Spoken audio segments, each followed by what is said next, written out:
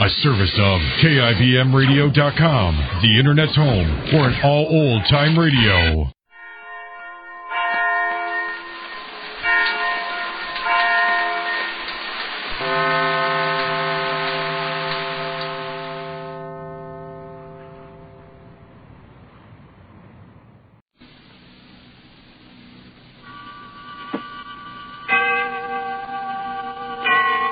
Autolite and its 98,000 dealers bring you Mr. Lloyd Nolan in tonight's presentation of Suspense.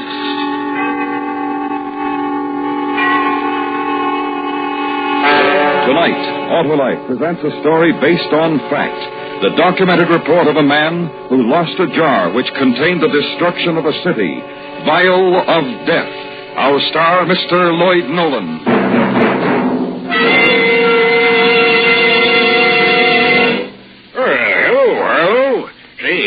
Today's my birthday. It is? Well, congratulations, Sheriff. Yep, and I've covered a good many miles in my day. And congratulations to every driver who uses those world-famous, sure-firing, fit and fabulous Autolite spark plugs.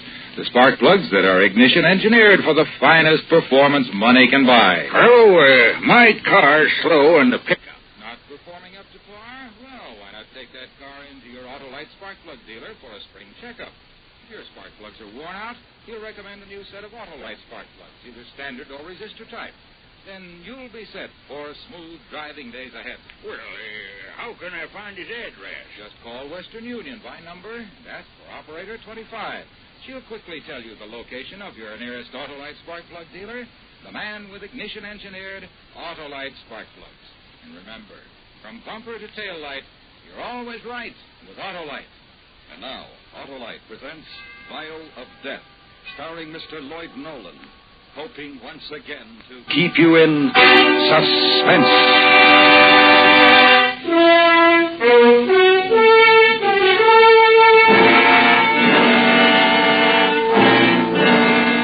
When it happened, you knew nothing about it. The events of that long, frightening night began about the time you were catching a bus or a streetcar toward home. Probably you had dinner that night, played with the children, then went to bed. You slept. In the morning you got up, came to work, and it was just another day. By then it was all over. Many innocent people missed an appointment with death that morning. You might have been one of them.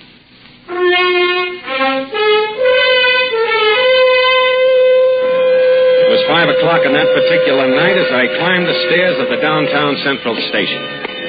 I'm Lieutenant Joe Holloway, acting chief of detectives during the night watch. Most of the men on the day watch had deserted their desks and were climbing into overcoats as I passed them in the hall. Evening, Lieutenant. Sam? Hey, weren't you off yesterday? Yep. Have a nice day? I guess so. I stayed up when I should have been in bed. Took the kids out to the zoo. And when I should have been up, I went to bed. Today, instead of going to bed, I was up. But to answer your question, Lieutenant, I enjoyed my day off, but I should have stayed in bed. Well, I guess I should spend more time with my kids, but I don't. Working nights 6 days a week, I never have time to see them. I can understand that, Lieutenant, but today... Yeah, I don't. Maybe next week. Anything interesting on the hotshot sheet? Nah, nothing exciting. Hey, did Ruby come in yet? On a stakeout tonight. Oh. Well, might as well make out the watch for tomorrow. Evening papers come in yet? No. Excuse me. Is this the office of the chief of detectives? That's right. Lieutenant Holloway? Lieutenant? Yeah. This is Lieutenant Holloway, mister. Are you in charge here? That's right. I'm Professor Harold M. Froelich. The officer at the front desk told me to see you. What can I do for you, Professor Froelich? Well, I'm afraid I'm going to need your help, Lieutenant. You see, my car was stolen a few minutes ago. Oh, you want the Auto Theft Division. It's right down the hall to your right. No. You see, I was on my way to the university at Brenton for some lab analysis, and I stopped at a drugstore just a few blocks from here to buy some pipe tobacco. Yeah? Well, when I came out of the drugstore, my car was gone, stolen. And I'd left my satchel in the car, too. It contained various instruments and a sizable amount of narcotics. Oh, I see. No, you don't. I'm not so concerned about the loss of my car nor the narcotics. Well, then, what are you concerned about, Professor Froelich? The vial. That's what worries me. What vial? There was a glass vial of bacteria in my satchel, too. You see, my work is developing antibacteriological techniques, protective methods against germ warfare. In this work, I use living microorganisms, bacteria, and the vial contained an extremely large amount of these bacteria. Oh, I see. Now, what kind of bacteria did the vial contain? Cholera bacteria. Cholera. Cholera? Yes. Enough to start a cholera epidemic throughout this city in a matter of hours. If the thief finds that vial and opens it. How contagious is it? Oh, if the slightest amount gets on the thief's hands or clothing, sooner or later he'd certainly get it into his food or drinking water, in which case he would undoubtedly develop cholera and then could pass it on to others. Or, thinking the vial is worthless, he might throw it away on the street and break it. Or he could easily throw it into one of the reservoirs around the city, not knowing what it is. Do you understand, Lieutenant? Yeah, I understand. Animals and rodents present the greatest danger of all. If they become carriers, an epidemic is inevitable and almost impossible to curb. Wouldn't the bacteria die if they were exposed to air? No, they wouldn't become exposed even if the vial were broken. You see, the vial contains a peptone broth, a milky substance. The bacteria are in this peptone broth like bees in a honeycomb. It not only protects them, but it nourishes them as well. I see. Lieutenant Holloway, you must find my automobile before the thief has a chance to get at that vial. You can't imagine the horrors the city... Where was your car stolen? At the corner of 10th and Main Street about 15 minutes ago. It's a blue sedan, 4-door. Get this, Sam. Right. What year? 51. License number? 6N16837. What about the satchel? Black, usual doctor's bag with my initials on it in gold. HMF. Describe the vial. Oh, let me see. About 8 inches long, diameter 2 inches. A silver pressure cap with a lump on top. It can't be opened without pressing the top. The contents are milky fluid. It's about the size of a baby's feeding bottle. Sam, get Lieutenant Ruby off that stakeout right away. Tell him to meet me at 10th and Main. Okay. I'll put an APB on the car.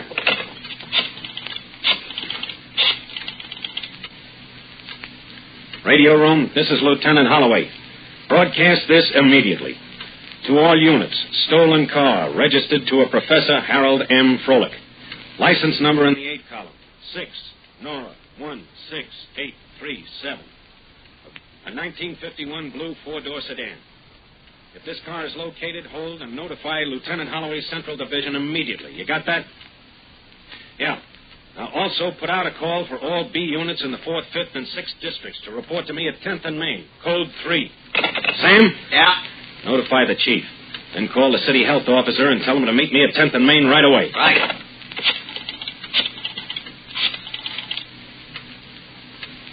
This is Holloway. Send every available man to 10th and Main. Code 3. I'll be there in 5 minutes.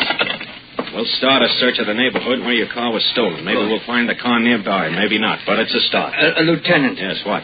We must anticipate a cholera epidemic should the bacteria get loose. Serums, facilities, doctors... We'll take that up with the city health officer. And we must notify all hospitals and emergency wards to report immediately any case that appears with the symptoms of cholera. Then, if a case is reported, we will have something to work on. Yeah, we will indeed have something to work on. It was 7 o'clock that evening when 120 officers and reserves gathered at the intersection of 10th and Main, where Professor Froelich's car had been stolen. The curious was shuffled off, the press banned. Lieutenant Ruby reported for duty, and I briefed him. At 7:30, the city health officer arrived. Serums were ordered, the Red Cross alerted, doctors and nurses notified to be on call if an epidemic started. Hospitals have been told to notify us if a case appeared with symptoms of extreme intestinal pain, spasms, vomiting, and severe dehydration. Everything was done without attaching the word cholera to the operation.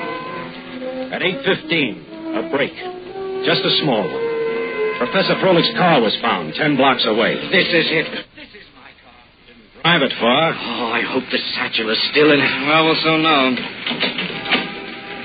There's nothing in the front seat. Key's still in it.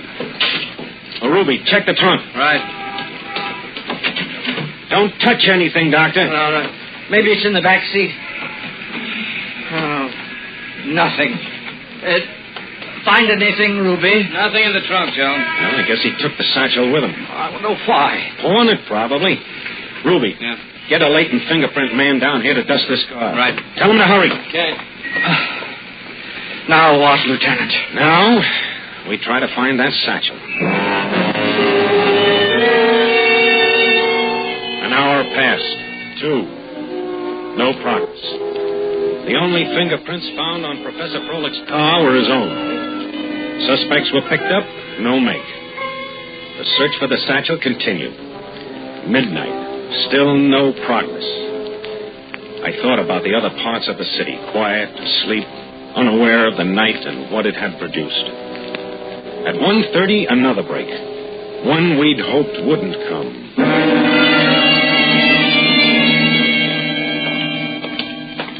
When was he brought in, nurse? A little after 12. His condition? Critical.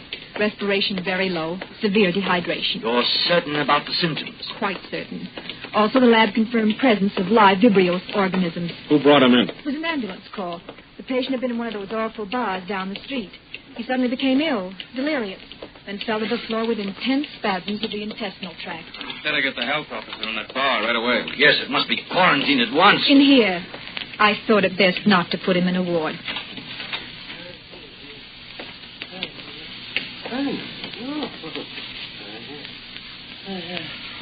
Well, Professor Froelich?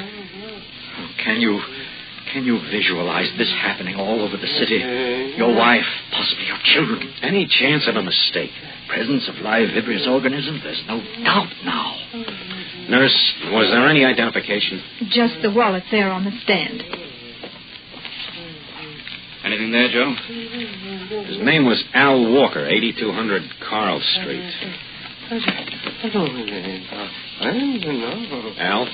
Al Walker. Can you hear me? Al, listen to me. I've got to ask you some questions. Try to answer me. Al, did you steal a car tonight? It's pretty weak, Joe. Al, can you hear me? Al? Look, Professor, can I do any harm now? You must, Lieutenant Holloway, but hurry. He's almost... All right. Al, listen to me. Answer me. Did you take a glass vial out of that car tonight? It was in a satchel, a glass jar in a black satchel. Al! Glass jar? Yes. Did you take it, the jar? I can't breathe. Al, did you take that satchel out of a car tonight? Oh, really, Lieutenant? Keep quiet, nurse. Can you hear me? What did you do with that glass jar that was in the bag? Did you open it? Milky stuff inside. No. He opened it. What's wrong with me? I can't breathe. Al, where is that glass jar now? Where? I said, threw it away. Where? Find out where. Where did you throw it out? Where? I threw it.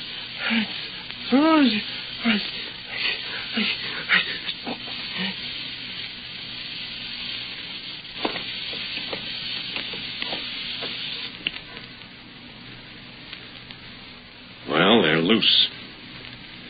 Enough cholera bacteria to start this all over the city in the morning.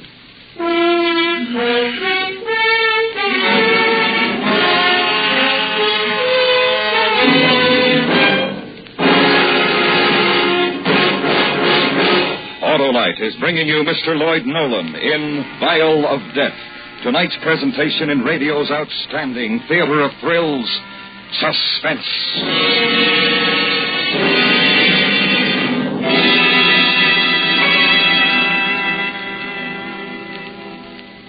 Hey, Harlow. My friend Slim corralled himself a whole herd of wonder workers. He did, Sheriff? Yep, he got a set of them Autolite resistor spark plugs. Says they're the finest thing since Texas joined the Union.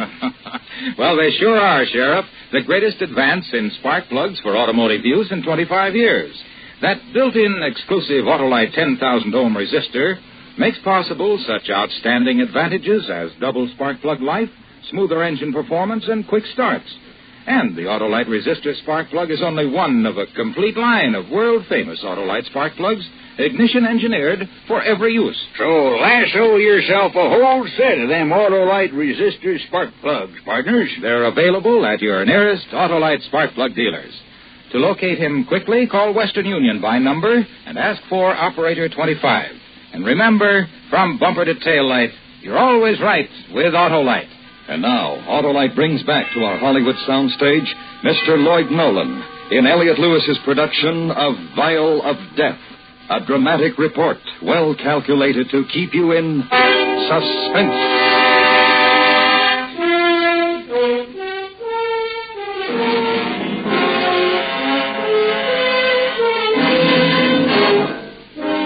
Al Walker was dead. Not knowing what the stolen vial contained, he had opened it and exposed himself to disease. Then he'd thrown it away. This is what faced us in our city that night. An epidemic of cholera. Professor Froelich, Ruby, and myself left the hospital. We crossed the sleeping city to the address found in Al Walker's wallet, 8200 Carl Street. It was an apartment house. We woke the landlady, and she led us into Al Walker's room. We searched. I always said that Al Walker was a good-for-nothing. He never worked, loafed, drank. You're certain he was here about 7 o'clock? Positive. I heard him come in and go out. Well, no vial, no satchel. Nothing but dirty laundry. Well, what did he do? Steal them things? Where do we go from here, Lieutenant? I guess we'll have to go back and start with that bar. You know, we'd better quarantine this place and get the health department out here. What's that? Anyone who came in contact with Al Walker will have to be vaccinated. Well, what was the matter with him? He was, sick. Yeah, very bad? Bad enough to kill him. Al's dead? That's right. And you say anyone who was near him might catch what he had? If they aren't vaccinated right away, they might. Well, then, Mrs. There's something you haven't told us. Well, I don't want to cause anybody no trouble, but when Al was here earlier tonight, he stopped in to see Mrs. Pierce. They were friends. Where does Mrs. Pierce live? In 306, the end of the hall. I wasn't snooping. It's just that I like to know what's going on in my place, that's all. Okay. Now, you better get back to bed, lady. Bed? Who can sleep with a thing like this in the house? Well, what will the tenants say? What time is it, Lieutenant? 3 a.m. There it is. It's daylight in a few hours. There's much time. I know.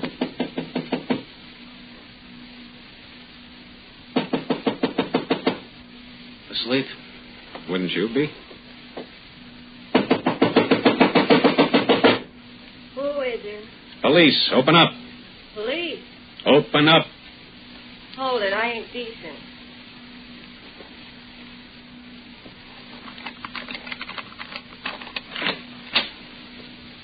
What do you want?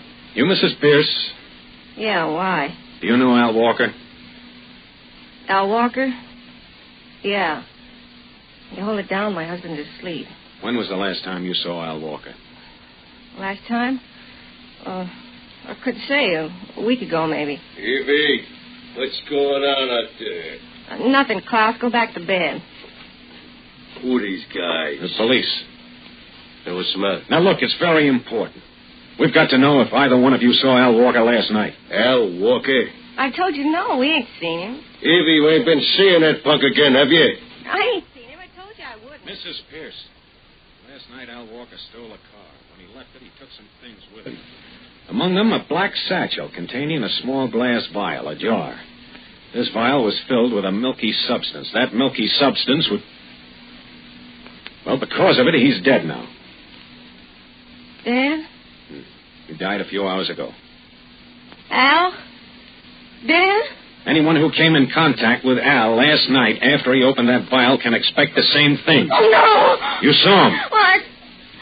Yes. I thought you promised me you wouldn't see that punk no more. Shut up, you big ape. Mrs. Pierce, did Al have that vial when you saw him? Yes. What did he do with it? Well, he opened it here in this apartment. He opened it and smelled it. Oh, good Lord. He put the top back on because he said it smelled like rotten eggs. What was it? Will I get it, too? Will I get it? Hey, Ruby, call downtown. Tell them to get out here fast for vaccination. Right, Joe. Now, Mrs. Pierce, what did he do with the vial? Oh, he took all that stuff with him to a pawn shop at 3rd and Lark, and the old man there is a fence. Al takes all the stuff to him. Look, you stay here. The health department will be here pretty soon to vaccinate you. Don't try to leave the building. Am I going to be okay? I won't get it, will I? I don't think so. So you've been seeing that punk after all. After what I told you. Will you shut up? I hope you get it. Whatever it is, I hope you get it good. Serves you right. Come on, we'll try the pawn shop. 3:30 a.m. We pulled up in front of the pawn shop at 3rd and Larkin. The shades are down in the windows, but there's a light somewhere in the back.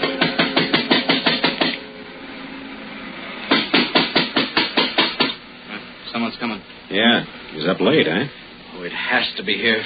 We've got to find it before morning. We'll soon know. What do you want? Open up, police. Police? Open up. Oh, what for? I said open it or we'll break it down. Well, sure. Whatever he said. All right, now listen. I want some answers, Pop, and I want them fast. Oh, sure, fellas. I always cooperate with you boys. Al Walker was here last night. He sold you some stuff. Al Walker? Who's he? Lieutenant, look at this. My satchel. It was on the counter. Well, is that yours, mister? You never know where this stuff comes from. Will you quit stalling? We know Al Walker brought that in here. And there was a glass vial in that satchel. Where's it now? I tell you, I don't... Pop! Al Walker's dead. From what? From the contents of that vial. That milky stuff? Then you have seen it. Well, I did have. Where is it now? We threw it away. Wasn't worth anything. Where'd you throw it? In the alley out back. All right, show us. Was it open? No, closed. I didn't know the stuff was sold. All right, honest, save it, Pop, will you? Yeah, I'll keep it. There. I threw it in that pile of junk.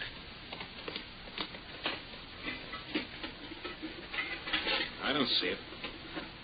I don't either. Are you sure you threw it here? Oh, right up top. I'm trying to cooperate with you boys on this. Oh, it isn't here, Lieutenant. Keep looking, it has to be. But he threw it there. Throw all the junk out there and... Them kids. What kids? Well, some kids were playing here late last night. Always play here, and they're always picking things up and taking them away. You say kids? Do you know any of them? Oh, I don't know for sure. Joe, look at this chalk drawing on the wall. What about it? Well, them kids drew that there, always doing it. Under this face it says, Louis is a gooey. Louis. Sure, I know Louis. He was one of them. He lives over there, in one of them apartment buildings. Which one? I don't know which one. I seen him go that way sometimes. It's nearly 4 o'clock, Lieutenant. Can we get through all those buildings before morning? Well, we'll have to try. We'd better get Pop here vaccinated before we run him in. Say, Joe. What? Don't you think it would be a good idea if we got vaccinated, just in case? Well, sure, yeah, but we haven't got time, Ruby. Come on.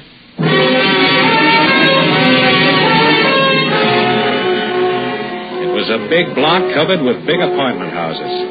An additional 60 men were called in, and we started checking from apartment to apartment asking for a kid named Louis and the glass vial. The people half asleep must have thought we were crazy. What they thought wasn't important. What they would wake up to in the morning was 5 o'clock, 6. It got light out. Then 6:30 and 7. It was a bright, beautiful, sunny morning. A few people began to appear along the streets. Buses and streetcars were running. The city was waking up. And still, we hadn't found Louis or the glass vial of cholera bacteria. We still had dozens of apartments to go through. If we don't find it pretty soon, Lieutenant, we've got to let the city know about it. Warn them to watch for the vial. No, not yet. Another hour, maybe. Here's the next one. Okay. Bacon. Yeah, smells good. Yeah? Police. Police? What's wrong? Do you have a child here named Louis? No Louis here. Why? Well, do you know of a boy by that name in the building? No, all my boys are good children. They done nothing wrong. Mama, Sybil's got my jar, and she won't give it to Tommy, me. don't bother me now. Who makes Sybil give me my jar? Lieutenant. Yeah. Hey, Tommy, Where's Sybil? Hey, you can't come in like that. Take us to Sybil, Tommy. She's in the bedroom. I'll show you. You stay here, lady. You've got a lot of nerve telling me what to do in my own place. Where'd you get the jar, Tommy? I took it away from Louie. It's a pretty jar. I'm going to keep spiders in it. Here's the bedroom. There's Sybil in the crib. Joe, look. Mama says Sybil's cutting teeth. Easy does it. If she takes it out of her mouth and lets go of it, it'll fall on the floor. Oh, careful, Lieutenant. Don't frighten her. I got it. Don't drop it, Joe. Oh, don't worry. Oh, at last, thank goodness. Here you are, Doctor. 1 glass vial containing 2 or 3 million cholera germs intact. What are you doing to my baby? I never heard of such a thing. Coming into a private home and bringing my baby and making her cry. You get out of here. You hear me? Get out. All right, yes, ma'am. We're sorry.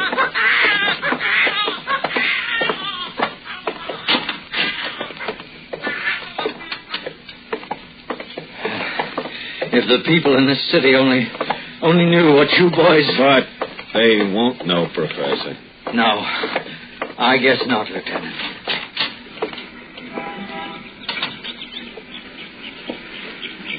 Well, Joe, beautiful morning, Ruby. Yeah. It's going to be a nice day. Yep. You know, Ruby, instead of going to bed this morning, I think I'll have breakfast with my family, and then I'm going to take my kids to the zoo.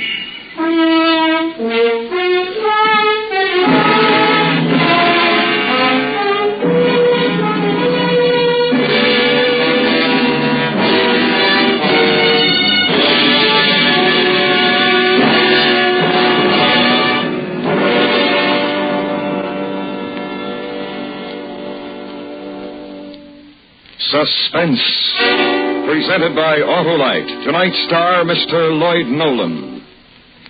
This is Harlow Wilcox speaking for Autolite, world's largest independent manufacturer of automotive electrical equipment. Autolite is proud to serve the greatest names in the industry. They are members of the Autolite family, as well as are the 98,000 Autolite distributors and dealers in the United States and thousands more in Canada and throughout the world. Our family also includes the nearly 30,000 men and women in 28 great Autolite plants from coast to coast and Autolite plants in many foreign countries, as well as the 18,000 people who have invested a portion of their savings in Autolite.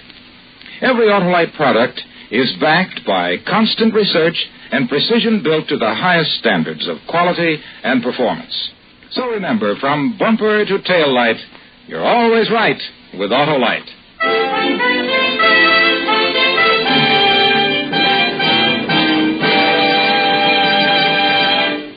Next week, a new and terrifying tale in the suspense tradition.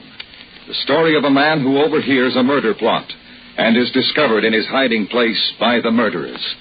It's called Pigeon in the Cage. Our star, Mr. Dick Hames. That's next week on Suspense.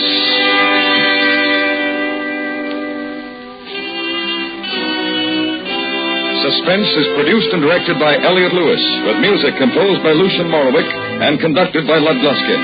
Vial of Death was written for Suspense by Augustus C. Bays. Featured in the cast were Joseph Kearns, Jerry Hausner, James McCallion, Truda Marson, Martha Wentworth, Charlotte Lawrence, Joseph Granby, Naomi Stevens, Clayton Post, and Jeffrey Silver.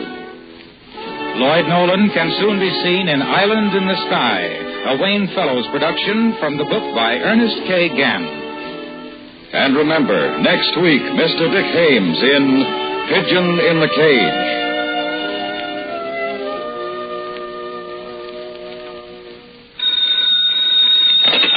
You can buy Autolite resistor or standard type spark plugs, Autolite electrical parts, and Autolite stay full batteries at your neighborhood Autolite dealers. Switch to Autolite. Good night. This is the CBS Radio Network.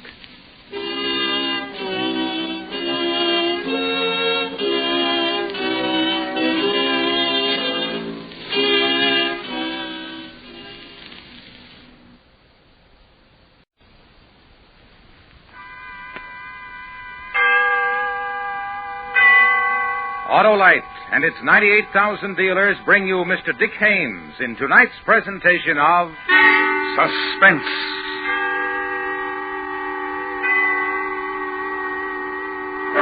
Tonight, Autolite presents the story of a man who watched a murder committed and couldn't get away to tell about it.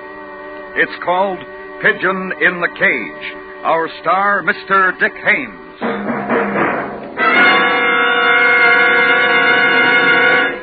This is Harlow Wilcox, and I would like... Hey, Hap, stop horning in. But, Harlow, that horn is part of my car's electrical system. And Hap, that electrical system goes to work the instant you press the starter button and continues every second your engine runs.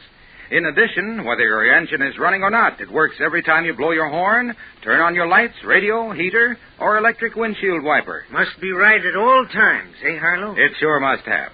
So, friends, that's why it's so important to treat the electrical system of your car to a periodic checkup.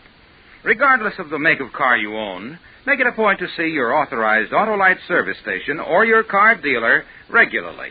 You can quickly locate your nearest authorized Autolite service station in the classified section of the phone book under Automobile Electrical Service, or call Western Union by number and ask for Operator 25.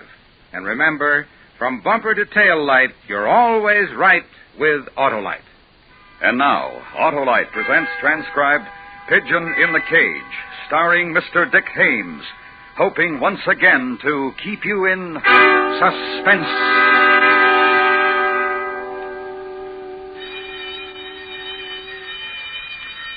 I'm Gerald Brewer, and I'm 31 years old. I'm a paper hanger, and I've got a wife. I got a kid on the way, and I'd like to be home now. I wish I were out of here. Right under the button here, it says for emergency ring, but nothing happens. I've been ringing this bell for the last hour, and nothing happens. Nobody's home, I know that. But I don't know what else to do except ring this bell. I'm stuck in an elevator between the first and second floor. The overhead light went out a few minutes ago. I can hardly see. This elevator isn't very big. It'd hold 3 or 4 people. There's a lever here for floor stops. But something's going wrong. The elevator won't move. There are 2 buttons here. One that rings the bell, the other for emergency stops. Overhead, maybe about 8 feet from the floor, is a little door. Maybe about 6 inches square. I don't know what that's for. It's a pretty old elevator in a pretty old house. I can't squeeze out of it, that's for sure. 3 walls of this thing's are cherry wood. In front of it is a folding iron gate. I got on it on the 4th floor where I was papering. That was 5 o'clock. I was quitting work. Then the elevator got stuck and nobody's home. Been yelling my lungs out, ringing on the bell, calling for Mrs. Rogers, who owns this house, pounding on the wall, but nobody's home. Nobody's home and I'm stuck. The elevator's stuck right on the 1st floor above the living room. So lying down like this, I can see into it through a gap no bigger than a 1/4 inch. Worried a little about my wife because she'll worry. But there's nothing I can do but wait and relax and wait.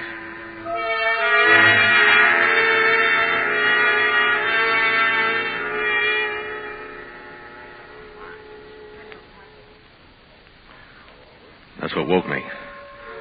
Someone was home and talking, and I was going to yell out and let them know I was stuck in the elevator right above their heads. Killer, you're satisfied now, aren't you? That's the only way to do it. All right. You're nervous. You agreed to it once. Kill her. I'll kill her when she gets home. You all right? You all right, Janice? When your wife's dead, I'll be all right. Yeah. Hey, I'll put on some records. Relax you. Help the waiting. Harry? Yeah, what? What about the gun? No, don't worry. Do me a favor, will you, Harry? Let me worry. Let me know. Now. Oh, sure, I'm nervous. The gun's upstairs, 2nd floor, my bedroom. Listen, Janice, you don't even have to be here when it happens. When's your wife coming home? Soon. Look, want a drink? Baby, I don't know. Come on, let's go to the kitchen. Mix a drink. I don't know who the girl is. I never saw her before. What I could make out of her looking through the gap is she's a lot younger than Mr. Rogers. Oh, that was Mr. Rogers. I knew that right away without looking at him. I remembered his voice because we'd had a discussion about wallpaper pattern 1216B, Sunday strollers in the park for the library on the 4th floor. Well, if he was going to kill his wife, and I just heard about it, what do you think he'd do to me? All I had to do was yell out and let him know I'd heard. Listen, I got a wife and a kid on the way. I'm a guy who figures on hanging a lot more paper before he dies. My family expects it of me. Besides, what am I supposed to do? Yell out? Hey, I'm hanging up here in the elevator and I just heard what you said? How do I know Mr. Rogers wouldn't kill me? What do I do? I'll just stay here and hope I can think of something. Better? Better, Janice? The drink did it. I'm fine. What should we do? What do you mean? Waiting. No, I don't mind. I feel fine. We left the party. We were dancing. I feel fine, Harry. Come on, honey. Come on. Da-dee-ya-da-da. You remember that? Hey, Janice. What's the matter? Nothing. Let's not laugh, that's all. Let's not do anything to make the other one laugh. Now who's nervous? She ought to be coming home soon. Let go of me. Now, look. Nothing wrong, Harry. Just right now, let go of me. Okay. I'll go upstairs and get the gun. Come on. Oh, that thing's stuck again. What? Oh, the elevator. The door down the basement keeps swinging it open and stops it. Darn thing's stuck. Well, sure it's stuck. Look right over your head. Oh, yeah. Harry? What? Suppose someone's in that elevator. Oh, you kidding? Suppose someone's in that elevator. Well, how could anyone... Well, tell me how it got stuck. How do I know how it got stuck? Someone's on that elevator and heard everything we said. Oh, look, it's happened 100 times before. Suppose the elevator were upstairs and I stood here and rang for it. The elevator'd start, but if the basement door swung open, the elevator'd stop, you see. All right. You satisfied? All right. Happened to my wife. She walked instead of closing the door in the basement. Happens all the time. All right. Gun's in the bedroom. I'll walk upstairs and get it. Mr. Rogers went to get the gun. I could hear him go into his bedroom where yesterday I papered with the hunters on horseback pattern. I watched the girl he called Janice. She sat on the sofa for a little while, and she got up, folded her arms, and walked around the room. She stopped in front of the elevator. Anybody in there? Anybody in there? She kept looking at the gap where the floor of the elevator was a quarter inch above the top of the door. But the light was out in the elevator, and it was black. And I hugged the far wall, and she couldn't see me. Mr. Rogers came back then. Still not satisfied, are you? What do you mean? Looking at the elevator. Oh, I'm satisfied. Well, I tell you, I'm okay. would it make you feel better if I went down to the basement and shut the door down there and start the elevator and you'd see? Forget it. Make you feel better, wouldn't it? Leave me alone, will you? Janice. Stop it, Harry, please. You want to forget it, Janice, do you? Go back to the party? No. Well, listen. Harry, I told you. Listen, I'll go down and close the elevator door down the basement. Yes. That's what's upsetting you, isn't it? You're afraid someone's in there. Yes. Well, why didn't you say so instead Please of all... go downstairs and close the... Harry. Yeah, it's her. You wait. Yes. She's got to open the garage door.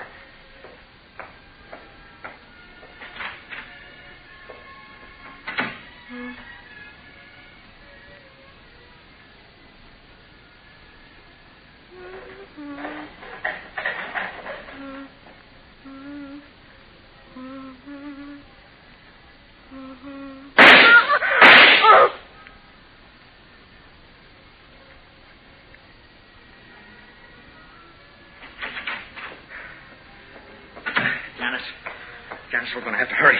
Make it look like a robbery. All right, Harry. She keeps her jewels in the safe. Watch out, Janice. Don't push me. You're standing in the way. The safe's behind that picture. Just tell me to move and I'll move. Don't push me anymore, All Harry. right, I'm sorry. 12 to the right. 18th. 18th. Harry, the phone. I know it's the phone. Go on, answer it. What? Answer it. Say you're Mrs. Rogers. Get rid of whoever it is in a hurry. Go on, say you'll call back. Hello? Yes? Yes, this is Mrs. Rogers. Who? Paper hanger? No. I'm sure of it. Yes, goodbye. Harry? What is it? Was there a paper hanger here? The place is being papered. Why? That was his wife, Mrs. Brewer. He's not home. She expected him home hours ago. She knew he was here. Harry? Hey, Brewer. You in there? Well, what about it, Brewer? You in there? Okay, Brewer, don't bother to answer. I'll find out whether you're in there. And if you are, you're dead.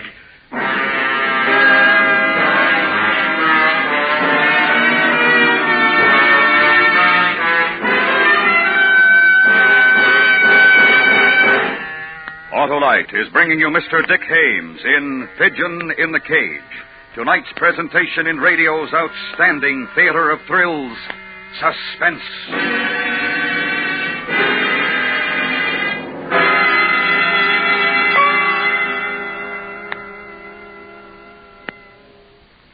Say, Harlow, Autolite has had a lot of experience in building electrical systems, right? Only 42 years, Hap. 42 years? That's right. Back in 1911, Autolite developed the first 2-unit, 6-volt electrical system ever used as original equipment. And today, Autolite designs and builds modern and complete electrical systems for many of our finest makes of cars, trucks, tractors, airplanes, and boats. That's a lot of electrical systems, Harlow. It sure is, Hap. And yet every unit is precision-built to operate as a team. That includes the generator, starting motor, distributor, coil, voltage regulator, spark plugs, battery, and all their thousands of component parts. They're all related by Autolite engineering, design, and manufacturing skill to give you the finest performance money can buy. And that's a lot of performance. Right you are, Hap. So, friends, be sure you get the best for your Autolite-equipped car. Always insist on Autolite original service parts when replacements are needed. And remember, from bumper to tail light, you're always right with Autolite. And now, Autolite brings back to our Hollywood soundstage Mr. Dick Hames in Elliot Lewis's production of Pigeon in the Cage, a tale well calculated to keep you in suspense.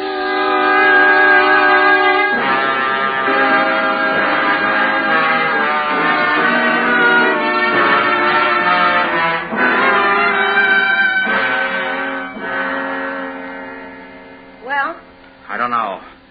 I'm not sure. He's in there. He's in that elevator, and he knows what we did. Harry. Wait a second, will you? Hey, Brewer. You heard what I said, didn't you? If you're in there, I'll kill you. Janice, get me a chair. Maybe if I stand on it, I can see him. Brewer, you won't be able to hide in there for very long, Brewer. Can you see him, Harry? I don't know. It's black in there, and there's a slit I have to look through. Turn off that music, will you? What's the music? Turn it off! Harry. What? Listen, Harry. We're getting panicky, both of us. Maybe I'm wrong. Maybe you're wrong. Maybe the paper hanger just stopped at the corner bar and got loaded and never got home. Maybe... We gotta find out. We gotta get out of here, Janice. Get back to the party. I'll walk down the basement, close the elevator door, and bring it down. All right. You wait here. Harry. Go on, pour yourself a drink, Janice. You look terrible. Why don't you just wait to hear what I have to say? All right, what do you want? Take the gun with you, in case he's there.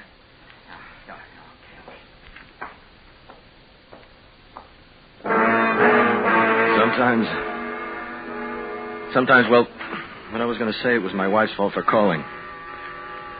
For being worried. For being such a good wife. If she hadn't called, Mr. Rogers and that girl would have gone away. Isn't it a shame the way we always blame somebody else when we're in trouble? One thing I was sure of. Mr. Rogers had a gun in his hand, and the other thing I was sure of, he wasn't kidding. positive he wasn't kidding. The man who's just killed his wife in the garage isn't the kidding type. And here's what he was about to do. Close the basement elevator gate, push the button, and bring the elevator down. Then he was going to open the door, see me, and shoot me. I'm a man with a family, like I said, and I got a going business, paper hanging. There are a lot of things I enjoy in life, so I don't want to die. You know what my life depended on in that instant? The button marked emergency stop. Mr. Rogers closes the gate and tries to bring the elevator down to the basement. And me inside the elevator, I keep my finger on the emergency stop button. And nothing happens. The elevator doesn't move, I mean.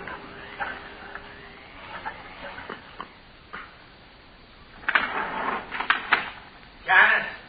What's the matter? You doing anything up there? What? What do you mean? Or pressing a button or anything? I'm not doing anything, Harry. Something's wrong. What? Oh, the motor. I don't know. Just in case, I'm going to leave this door open. Yeah, I'm coming up.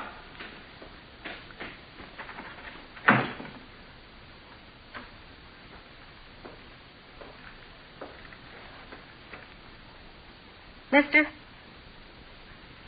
Mister, if you're in there. Mister? If you're in there, in that elevator, and you know what's happened.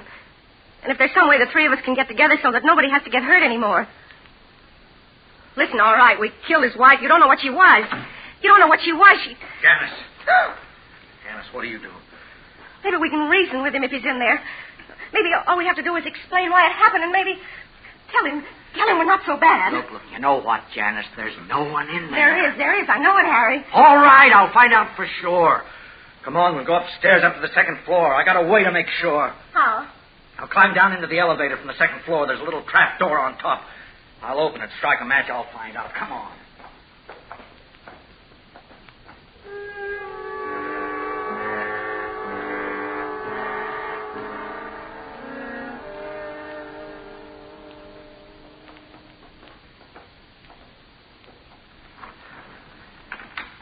You got matches, Harry? I'll use my lighter. My lighter. There. Got the trap door open. Can you see him? Oh, wait. There. Now I'm going to have to... Harry, what is it? What's the matter? Harry! He's in there, Janice. He's in there. He grabbed my arm. I reached in with the light. He's in there. Kill him. Oh, just leave me alone. Get away from me. Leave me alone. He knows we've got to. Get away from me. Harry! All right now. Janice. I'll try to. It's all right now. It's all right that he's in there. What do you mean? We killed my wife. We were going to take her jewelry. It'd make it look like robbery and murder. It'd make it look like she surprised the thief. She was coming home when the thief was leaving. Yet, don't you see? I'll bring my wife up into the bedroom. Then I'll throw the jewels in the elevator, empty the gun, throw it in. He'll be the thief, the murderer, trapped in the elevator. Hey, how do you like that, Brewer? You'll be the murderer. How do you like that? Just do it, Harry. Yeah, it's going to be all right, Janice. Just do it.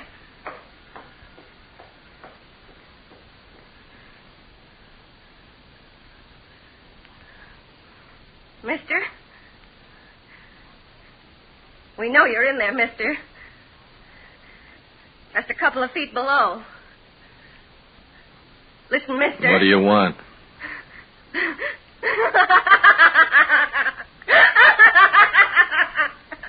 Hello, Mr. Paperhanger Brewer. If you think... What? If you think you can get away with this, I tried to reason with you. all I wanted you to do was go away. I talked to your wife. She was worried, wasn't she? If you'd listened to me, you could have been home now. How could I listen to you? But you did. I tried to explain it to you, and you wouldn't listen. Mr. Rogers was a married man. You carried on with him, and what you did. You know what? What? He shot his wife. But you're as much a murderer. I know. How can you expect me to listen to you? I don't want anybody else to get hurt. Yeah, I know. Honest. The way you said, kill him, meaning me. What about that? Because you had to act so smart. Because you didn't answer when I talked to you. I saw you. What do you mean? When you were downstairs in the living room. I was lying down on the floor in here, and I saw you. I can't understand how anybody who looks like you can do what you did. What does your wife look like? Why? What do you look like? See, you don't even know. You don't care what a man looks like. You're going to do what you're going to do. Yes, I am. Mister. Mister. Mister. Mister. Mr. Paperhanger, I'm talking to you. I'm talking to you, talking to you.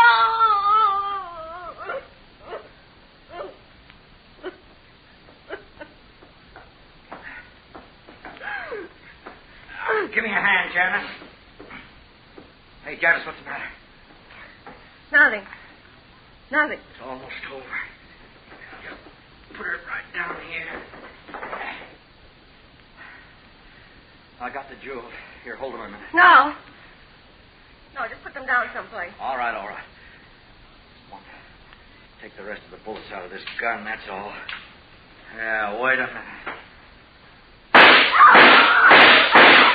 Oh, stop acting like a baby. What did you have to do that for?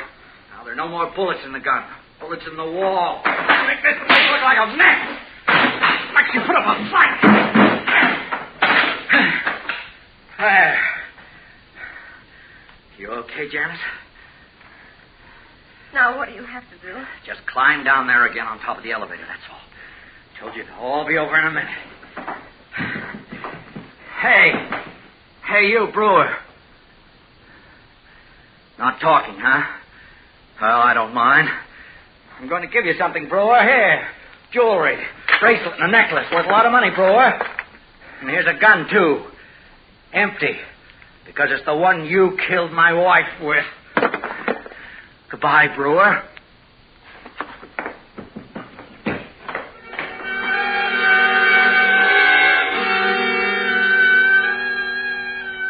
So now look what's happened to me. I was papering a house, and I got caught in an elevator. Now they're going to blame me for a murder. Mr. Rogers and that girl. And here I am stuck in an elevator, and there's nothing I can do about it. They're on the first floor now, and he's helping her with her coat. She still looks shaky. I can lie down on the floor and look out through that gap, and I can see them. And hey, they're starting to leave. Hey, Mr. Rogers! You're not going to get away with it, Mr. Rogers. Before you go, you'd better think about something. What about the fingerprints? What about the fingerprints on the gun, Mr. Rogers? Yeah, I guess you did, huh? Guess you forgot to wipe them off. Else you'd have walked out of here instead of... Hello, Mr. Rogers. I'm lying down on the floor of the elevator, and I'm looking out of the gap, and I can see you. Hello, miss. I'm in here, and you're out there. But you're the one who's trapped now. Mr. Brewer... What is it you want, Mr. Rogers? Mr. Brewer... Harry, he's right, isn't he? Your fingerprints are on the gun. Mr. Brewer, I guess we better make some arrangements, shouldn't we? Hey, Janice. What? Go down to the basement, shut the elevator door. Then Mr. Brewer will be able to bring the elevator down. Go ahead, Janice. Go on, hurry. How does it feel? The first thing I want to tell you is that you can keep the jewels. How does it feel to be trapped? Oh, really? Now, we'll talk this over. Feels terrible, doesn't it? When you come out of the elevator... I don't think so. I don't know whether I'm going to come out or not. Not now.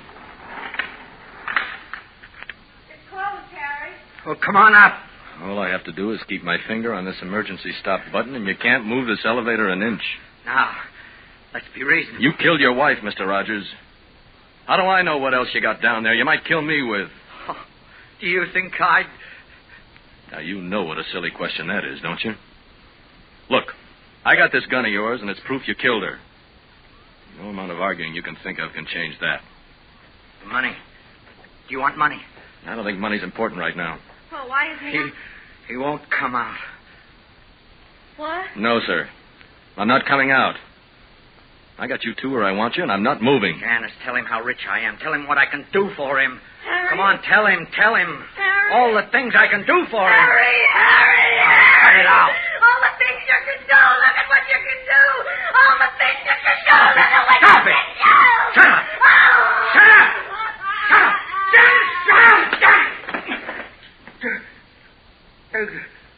Janice. Oh, Janice, dear, I'm sorry. I didn't mean to hit you.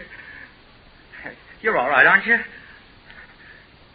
Oh, dead. Oh, no. Are you dead, Janice? Dead, Janice. Dead, Janice. Dead, Janice. Dead. Oh, no.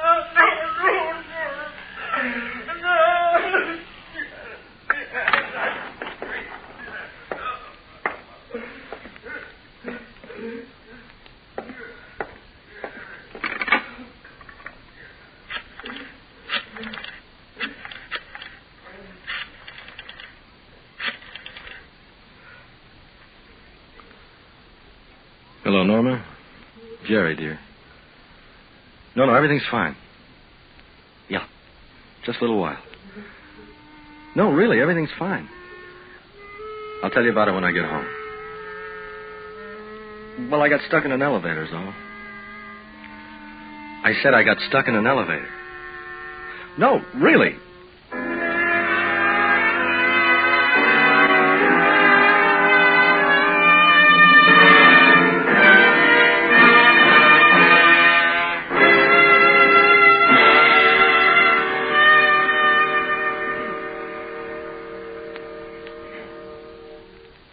Suspense, presented by Autolite. Tonight's star, Mr. Dick Haymes. This is Harlow Wilcox speaking for Autolite, world's largest independent manufacturer of automotive electrical equipment. Autolite is proud to serve the greatest names in the industry. They are members of the Autolite family, as well as are the 98,000 Autolite distributors and dealers in the United States and thousands more in Canada and throughout the world. Our family also includes the nearly 30,000 men and women in 28 great Autolite plants from coast to coast and Autolite plants in many foreign countries, as well as the 18,000 people who have invested a portion of their savings in Autolite. Every Autolite product is backed by constant research and precision built to the highest standards of quality and performance. So remember, from bumper to tail light, you're always right with Autolite.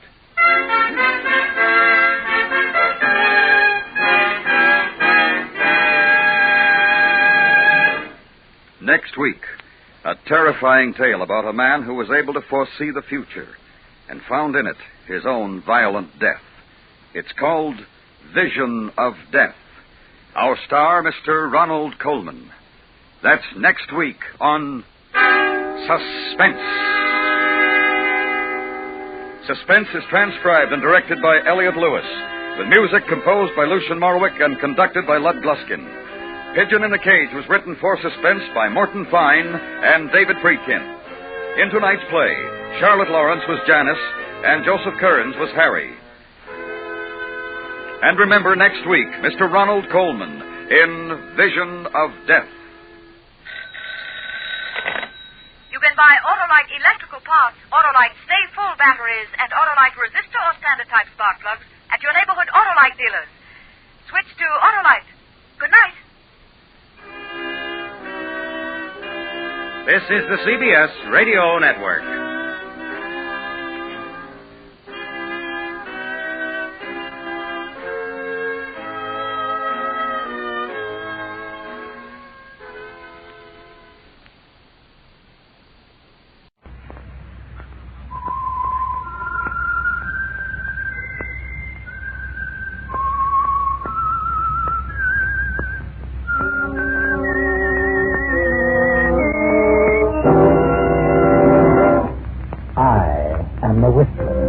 And I know many things, for I walk by night.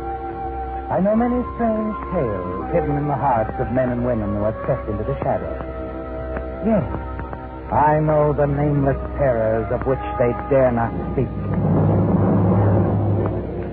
And now for the Signal Oil Company, the Whistler's strange story. Attorney for the defense.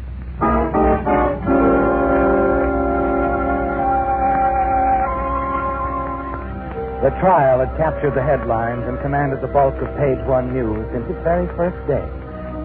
Randolph Abbott made news because he was dead, murdered, and his only daughter, lovely Ruth Abbott, was standing trial for his murder. Defending her was her father's own attorney, Joseph Herman. Now the court stood recessed, and Joseph Herman walked confidently in the crowded courtroom. Think you've got the DA on the run, Mr. Herman? Well, the district attorney has his job to do, and I have mine. But you may quote me as saying that Ruth Abbott is innocent, entirely innocent of her father's murder. And I propose to prove her innocence.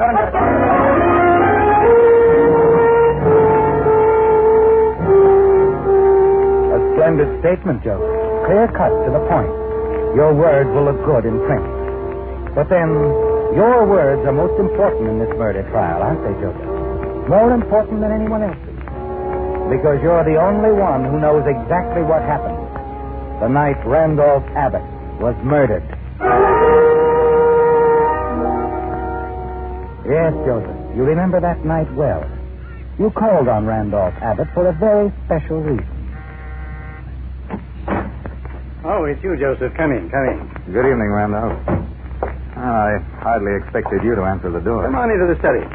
Medford's out this evening. All the servants are. Ruth's gone up to her room. Probably didn't hear the bell. Oh, sit down, Joseph. Sit down. No, this won't take long, Randolph. This is a business call. Business? Oh, yes. The payment on your note, I imagine. The last payment on my note, Randolph. 10 years. That's a long time, Randolph. I'm glad it's over, Joseph. I should think you would be. Glad? That's a small word for 10 years of effort. 10 years of crawling to you with the payment, Randolph. I don't understand you, Joseph. You act as if I've done a villainous thing, saving you from prison, disbarment. The courts don't look kindly on embezzlement, Joseph. You should know that. You're a lawyer. Randolph Abbott's attorney, if you please. All right, Joseph. I've never asked for your gratitude. I don't expect it now. I'll get the note and we can complete this unpleasant... Fine. Get the note. Oh, and shall I hide my eyes, Randolph, while you work the combination to the wall safe? That won't be necessary, Joseph. The safe's nearly closed. It's not locked. I was putting some things in when you rang. Here we are. Now, if you'll give me the money, Joseph, the note is yours. Okay. Here's the money. Thank you. And here's your note. Okay. Well, I guess I should thank you, too. That won't be necessary, Joseph. Oh, you don't want my thanks. You just want my money. Is that it? No, Joseph, that's not it. If that's the way you feel toward me, I'm releasing you. You're at liberty to find employment elsewhere. You don't owe me a thing, Joseph. Oh. So this is the payoff. You've kept me crawling to you for 10 years for this? I've kept your career safe for you, Joseph. And by keeping you employed, helped you pay back the money that you stole. You seem to forget all that. I've given you another chance. Another chance? And then there's young Douglas, Jake Douglas. Ruth's fiancé. He's showing promise as assistant district attorney. In all probability, after their marriage, I'll turn my legal representation over to him. Oh, no, you won't, Randolph. I think you'd better leave now, Joseph. I'm not leaving, Randolph. Not yet. You said I didn't know you anything. But you're wrong. Don't stop threatening me, Joseph. You'll do nothing. You've done the last thing that you'll ever... No, Joseph. Here's what I owe you, Randolph. The final payment.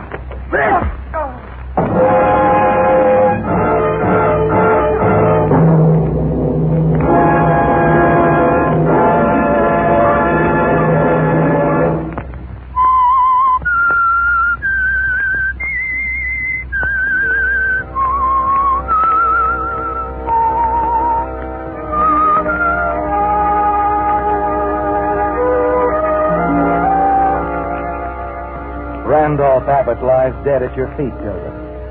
Instinctively, you wipe your fingerprints from the heavy bookend, from everything that you've touched. You move for the safe. You're certain Randolph kept the record of your payments there. Yes, you find them, neatly kept in a small record book. But there's something else in the safe, Joseph. You flip open the large leather case, and the light catches the brilliance of Randolph Abbott's collection of historical gems. You make a split-second decision. Robbery, Joseph. Yes, you'll make it look like robbery. Half an hour later, you carry your heavy, bulging briefcase into your own home. Your wife, Helen, sensing your urgency, follows you to your room. What's the matter with you, Joe? You paid Mr. Abbott, didn't you? You got the note all right. Yes, I got the note. Helen, he's dead. Abbott's dead. I killed him. You killed him? I paid him. See, I got the notes, and then he fired me. Just like that, he fired me. I couldn't help it. I must have hit him with a bookend. And all of a sudden, there he was. He's dead. Joe. But did anyone see you? Does anyone know you were there? No. The servants were gone. He said that Ruth was upstairs, but there wasn't a sound in the place after it happened. Oh, your fingerprints are probably all over the place. Oh, no, I wiped everything off.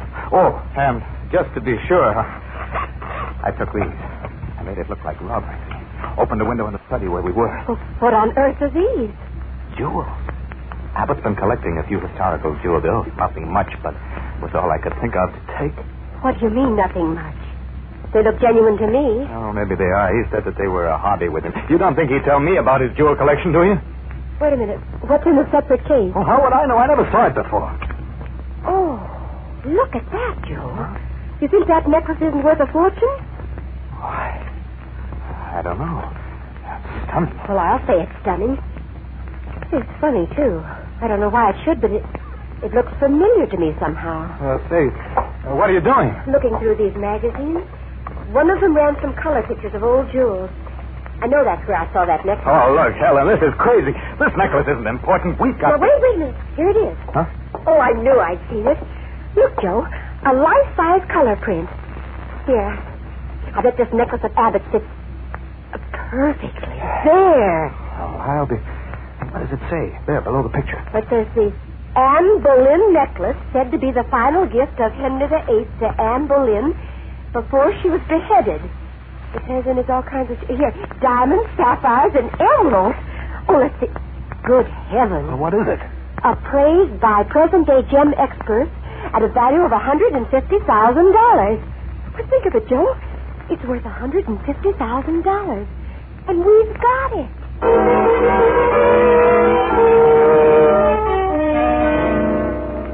Well, Joseph, the brilliance and value of the Anne Boleyn necklace blinds both you and Helen for the moment. Until you remember that Randolph Abbott is dead, that you murdered him, Joseph. Still, you feel secure in the knowledge that no one knows you were with him tonight. And your wife, Helen, assures you that there's no reason for anyone to suspect you. That thought comforts you as you lock the Abbott jewels in your files. And prepare to retire for the night when... Oh, hello. This is Ruth Abbott, Mr. Herman. Oh, yes, Ruth. My father's been murdered. Murdered? Oh, no, Ruth. Please, Mr. Herman, the police are here. I'm very tired. Can you come right away? Why, of course I can, Ruth. Of course. It looks as if I'll need an attorney, Mr. Herman.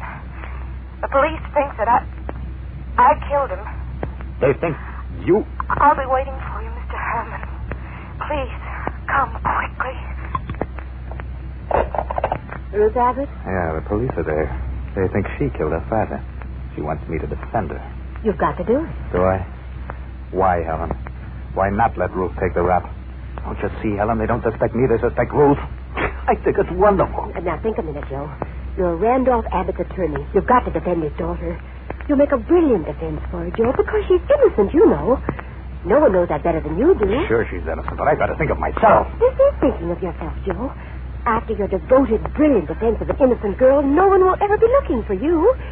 And later, when it's all forgotten, we can sell the Anne Boleyn necklace, go anywhere, and live comfortably. Ah, maybe you're right, Helen. Yes, I think you are. Okay. I'll do it.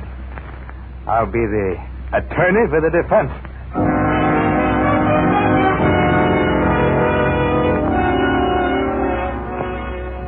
As you reach the Abbott home, you manage an expression of grave concern. As Medford, the Abbott butler, ushers you into the study where Ruth Abbott and Police Lieutenant Simpson are waiting for you. Ruth stoically accepts your expressions of sympathy. And the lieutenant begins to fill you in on the details of Randolph Abbott's murder. There aren't too many facts, Mr. Herman. I can give them to you quickly. Then you can talk with Miss Abbott here. Very well, Lieutenant. Mr. Abbott was killed earlier tonight at approximately 8:30, between 8:30 and 9 o'clock. There was no one at home at the time except Miss Abbott. The servant? The servants had been dismissed for the evening immediately after dinner. Before they left, the butler, Medford, and a maid overheard a violent quarrel which took place at dinner between Miss Abbott, her father, and Miss Abbott's fiancé, Drake Douglas. It was not a violent quarrel. It was merely a misunderstanding. Miss Abbott and the servants don't seem to agree on that, Mr. Herman. At any rate, at the height of the quarrel or misunderstanding, Mr. Douglas left. In anger, I understand. He was upset, that's all. Father disagreed with us about the date of our wedding, Drake's and mine. He wanted us to wait and have a large wedding. We wanted to get married right away, a small family wedding. That's all we were discussing. Mr. Douglas went directly home. There are witnesses to testify he was there the rest of the evening.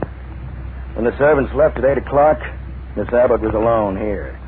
She claims she went to her room where she stayed until 11 o'clock. When she came down here, found her father. That's the truth. Now, please, Ruth. Her fingerprints are on the bookend, Mr. Herman. That's the murder weapon. We also found the safe open. The prints are on that, too. How many times do I have to tell you, Lieutenant?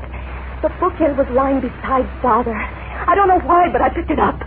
The safe was open. I just closed it, that's all. The safe, Lieutenant. Was anything taken from the safe? Miss Abbott says her father kept a jewel collection there. Historical jewels. They're missing, but that's all. Why, then, don't you think the motive could have been robbery and murder from the outside? The doors were all locked, Mr. Herman. One window in the study here was open. But there were no footprints outside the window. Now, Mr. Herman, this was an inside job. And we're holding Miss Abbott for the murder of her father.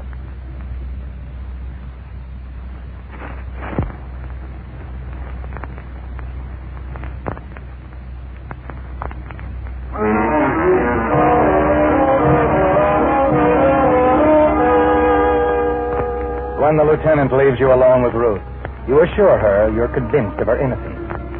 That even though the web of circumstantial evidence encircles her, you're sure that you'll find the weak link in the chain. The next morning, you go to your office to plan your defense for her. Late that afternoon, you receive a caller at your office. Well, Mr. Douglas, I'm happy to see you. Thank you. Sit down. Mr. Herman, I'll come right to the point. I don't have very much respect for you as an attorney. So, I happen to know that you handled only small, routine things for Mr. Abbott for the past few years. Just why he apparently lost faith in you, I'm not sure. Mr. Douglas, do you think that perhaps your own desire to handle legal matters for Randolph Abbott has anything to do with your appraisal of me as an attorney? I'm sure it hasn't, Mr. Herman. And if I'm wrong about you, as I hope I am, I'll be the first to admit it. You see, if I were anything but assistant district attorney, I'd defend Ruth myself. Obviously, I'm not assisting the prosecution in any way. I've disqualified myself. Ruth wants you to defend her. She insists on it. Well, I'm glad to hear Mr. that. Herman, I'm very much in love with Ruth Abbott. She's innocent. That's a pretty good defense right there. And you had better build a good defense for her, or you'll answer to me.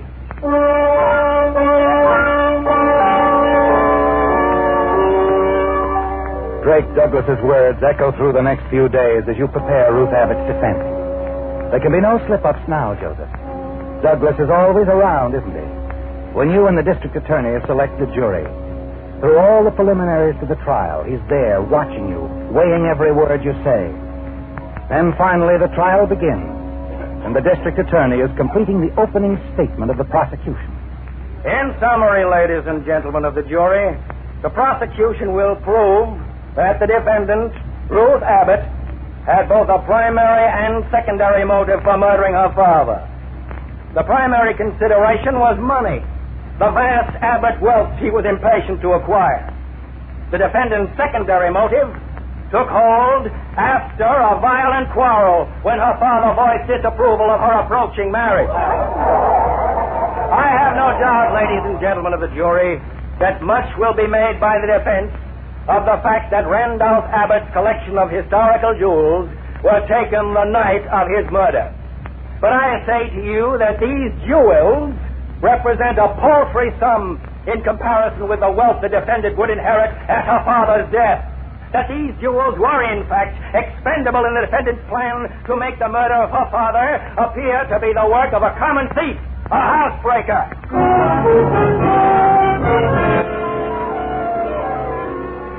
You watch the jury for reaction, Joseph. Sense the temper of the crowded courtroom. Yes, the district attorney has made his points well. And he continues to build his case against Ruth with the testimony of the Abbott maid and Medford, the butler. I distinctly heard them quarreling. Miss Ruth, Drake Douglas, and Mr. Abbott during dinner. They were shouting at one another. And finally, I heard Miss Ruth say, "I won't have it. I won't have it. You're not going to interfere with my wedding."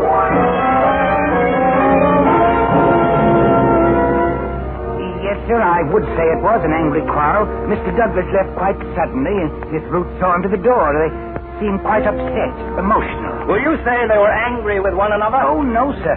They were angry, extremely angry. With Mr. Abbott, sir.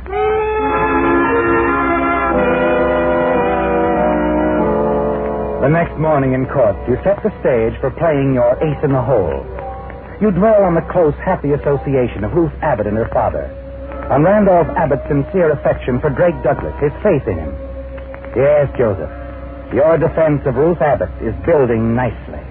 The angry quarrel of which the prosecution and its witnesses have made so much, ladies and gentlemen of the jury, the defense shall prove to be merely a family squabble concerning the date and size of the defendant's wedding.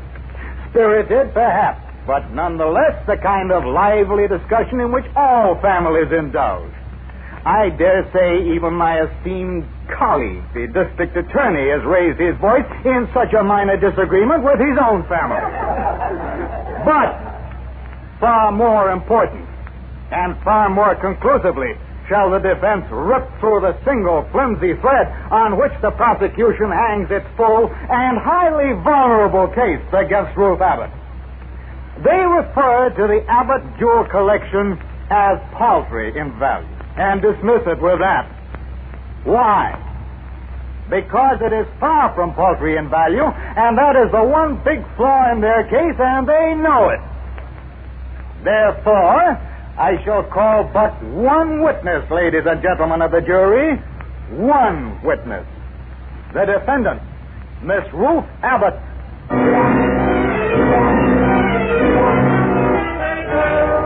It's a dramatic moment, Joseph, and you play its drama to the hilt. Quietly, compassionately, you ask the first routine questions of Ruth.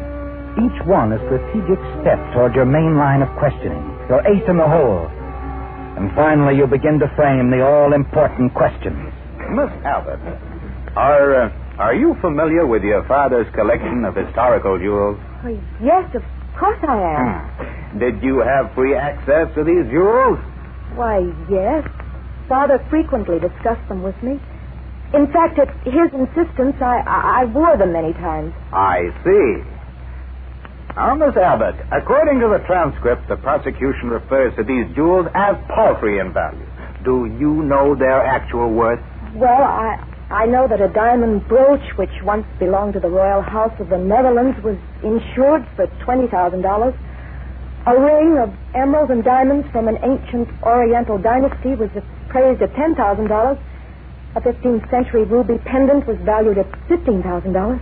And the Anne Boleyn necklace, Miss Abbott, what value did it have? Why, I don't know its value. Or would you say the entire collection would be worth enough that not only a common thief, but a big-time, highly expert jewel thief might consider it more than paltry? I object. Objection sustained. All right.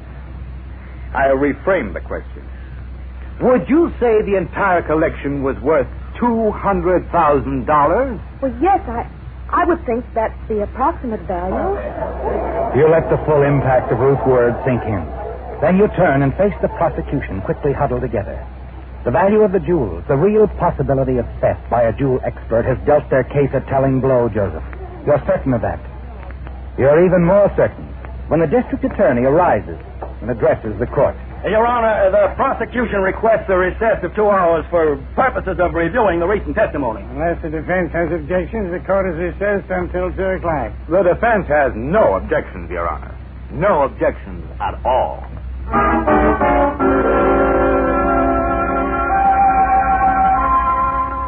Yes, the trial had captured the headlines and commanded the bulk of page 1 news since its very first day. Randolph Abbott was dead, murdered, and his only daughter Ruth was standing trial for his murder. Defending her was her father's own attorney, Joseph Herman. And now, after spending a 2-hour recess lunching with his wife at a nearby restaurant, Joseph Herman has returned, and the judge has declared the court to be in session again. Are the attorneys ready to resume the case? We are, Your Honor. And will the defense resume questioning, please? The defense has no further questions, Your Honor. Your Honor. Mr. District Attorney? Your Honor, in view of the evidence which has quite recently come to the prosecution's attention, I move for dismissal of the case against Ruth Abbott. Order! Order in the court! On what grounds does the prosecution move for dismissal? Your Honor, facts have come to my knowledge from the very record of the trial, based on testimony, on record in these proceedings, which are sufficient to dismiss the case against the defendant. In light of this, I would like the Assistant District Attorney, Mr. Drake Douglas, to tell the court what he told me. It's in regard to the Abbott jewel collection, Your Honor. Only 3 people could have known about one piece in particular. The defendant, Ruth Abbott, will swear that on the night her father was murdered, he showed her the historic jewel he had acquired only that afternoon. At that time, he requested that she tell no one about it. Ruth told no one until she told me a few moments ago during recess. The only other person who could possibly know about the jewels is the person who killed Mr. Abbott and stole the jewels. That person has revealed himself, Your Honor. Just before the court recess, the attorney for the defense, Mr. Joseph Herman, specifically questioned Miss Abbott about the jewel, the Anne Boleyn necklace, during direct examination. No! He told me about that necklace, Your Honor. Order in the court! Your Honor, after Mr. Herman's question this morning, the prosecution obtained a search warrant. And during the recess, while Mr. Herman was lunching downtown, we went to his home and found the Abbott jewel collection in his files. We submit them now in evidence. Your Honor, the state requests that you order the arrest of the attorney for the defense, Mr. Joseph Herman, for the murder of Randolph Abbott.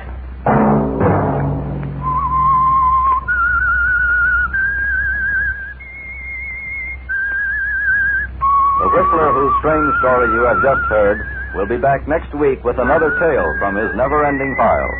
This is the United States Armed Forces Radio Service, the voice of information and education.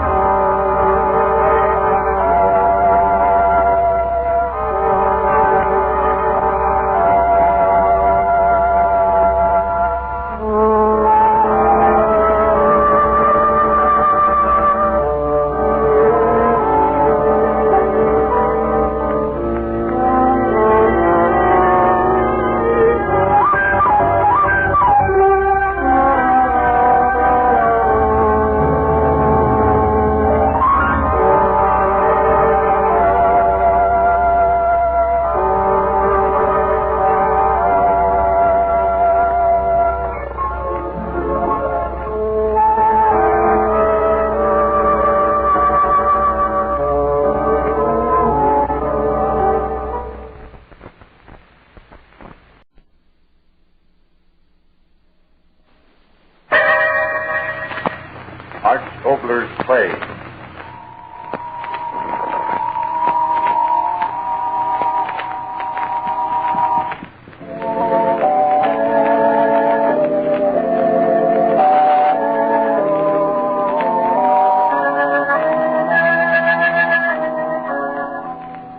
A story in the night.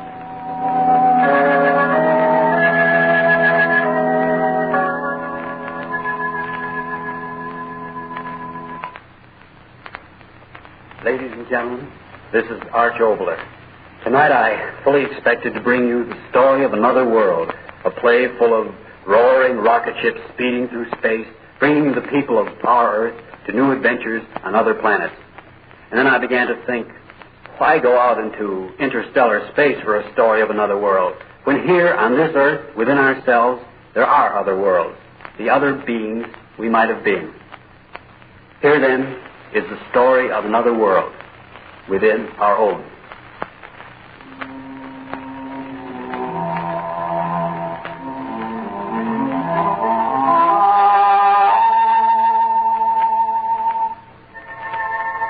In a cell of the death block of a southern penitentiary sits a woman weeping. It is a cold, dismal, dreary night. Outside, a chilling rain beats endlessly against the small barred window.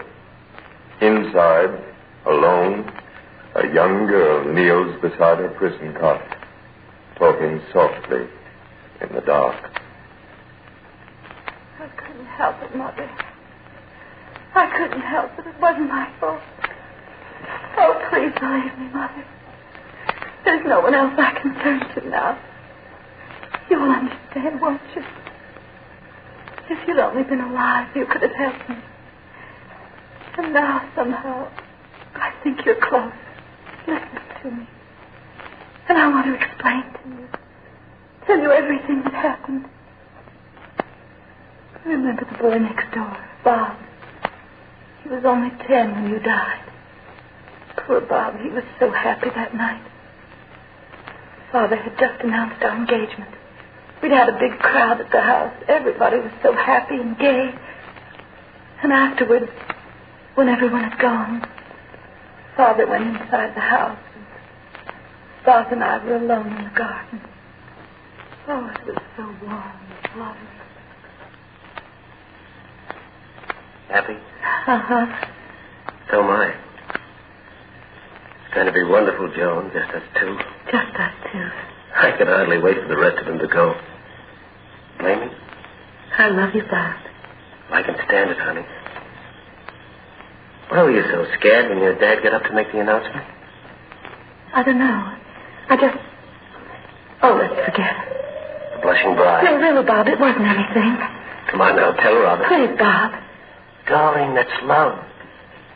I want to know everything you think and everything you feel, even before... No, you mustn't. Don't ever ask me things, Bob. Please. You've got to promise. Joan, what's the matter? Nothing. Only... Well, it isn't good for anyone to know so much about anyone else. Oh, go on. I know all about you already.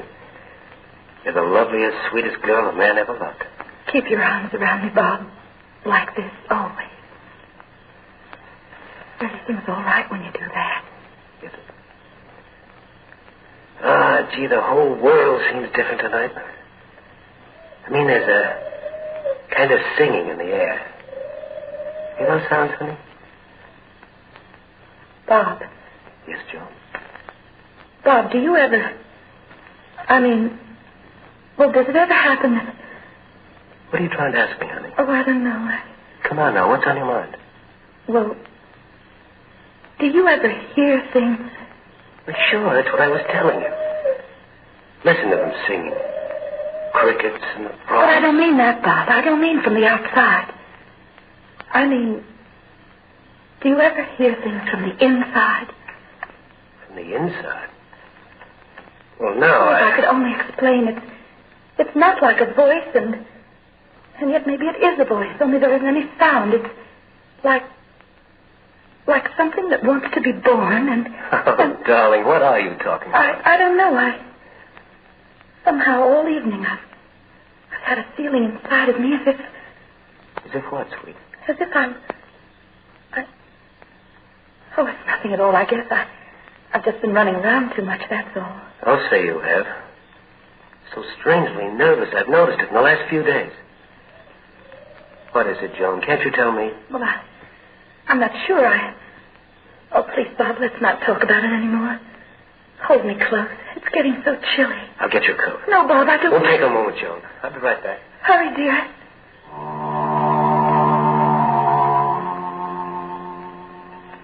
Joan? What? Joan? Who is it? Who's calling my name? Joan? Where are you? I hear you. You're close by, but I can't see you. Please, where are you? You're frightening me. I frighten you. So, now you know where I am, don't you? No. It can't be true. It is true. I speak from within you. No. No, it's someone speaking from the outside. Someone trying to frighten me. I won't listen to you. Yes. Cover your ears. No, Yes, you still hear me. in my head. Yes, in your head. Madness. You little fool, it's reality. Stand where you are and listen. You must. In my head. Yes, in your head. That's where I am. And that's where I've been all these years.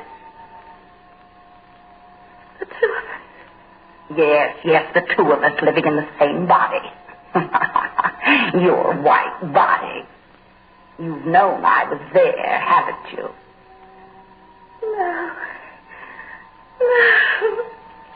Oh, yes, you have. I've fought with you all your life. You've wanted to do this. I've wanted to do that. You've felt me struggling within you, but you haven't dared admit that I was there. But now, at last, I've found words.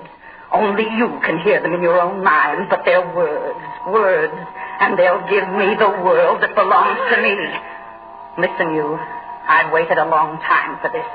A long time. You've got to let me live.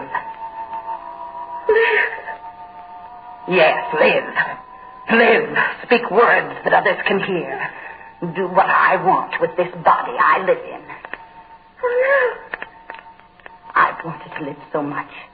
I've fought in the darkness so long. At last I've fought my way through so that you can hear me, but now I want more. Much more. I want to have all of the body. You hear me? All of it. You've had it so long. It's my turn now. Listen. You've got to give it up. Yes, you simple fool. Stop repeating my words. I want you to give it up. Your body, your mind to me. In the end, you'll have to anyway. I've grown stronger month after month, year after year. I've always been without words, but now you hear me. You've got to give up your body, your mind to me. It'll be easy. Just give up. Give up struggling against me. Oh, no. I will win. I will. I've waited so long until you were tired. That simple little mind of yours tired. And now I won't go back into the darkness. I'll thrust you out. I'll live. I'll live. Joan, honey? What is it, honey? What's happened? Oh, close the mouth.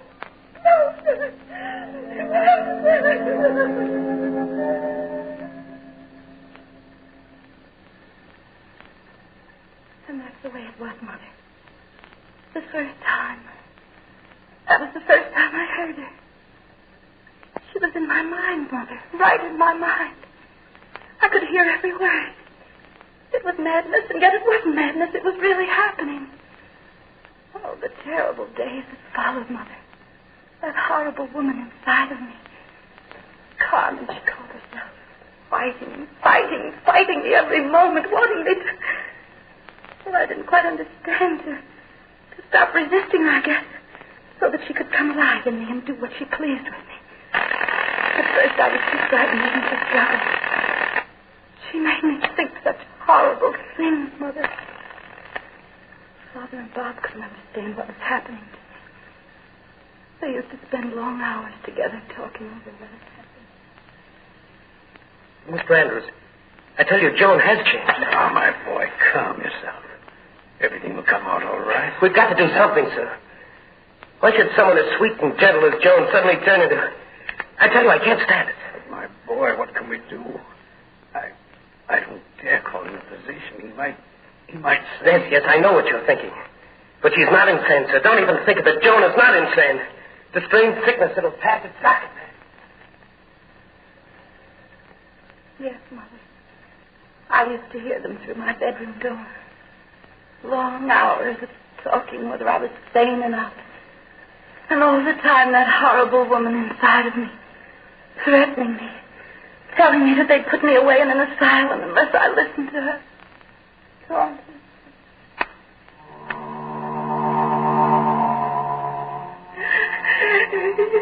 Yes, I tell you, that's what they're doing. Talking about you out there. Saying you're insane. You hear me? Insane. Insane, that's what they're saying. Insane. Oh, good. I'll tell them the truth. The truth? You little fool. Who'll believe you? A mind within a mind. Who'll believe you, I say? They'll put you in an asylum for life. You hear me? An asylum for life. You know what that means? Yes. Weep, you little white-faced fool. But that won't help you. In an asylum, that's where they'll put you. Walls around you all your life. Better to be dead, I tell you. Better to be dead. Yes, I'd rather be dead tonight. Then listen to me. Let me take over. Let me live. It'll be so easy. Just don't fight me anymore. You will do that, won't you? No. Never, you evil thing. I'll never let you. You will. You will. You will. That's what I told her, Mother. I'd never let her have me to do what she wanted, never. But she kept after me, Mother. Day after day. Oh, I couldn't stand it any longer. And in Father's eyes, I began to see the thought of insanity. And I was so afraid. So very afraid. And she kept after me. Hour after hour. Taunting. Threatening.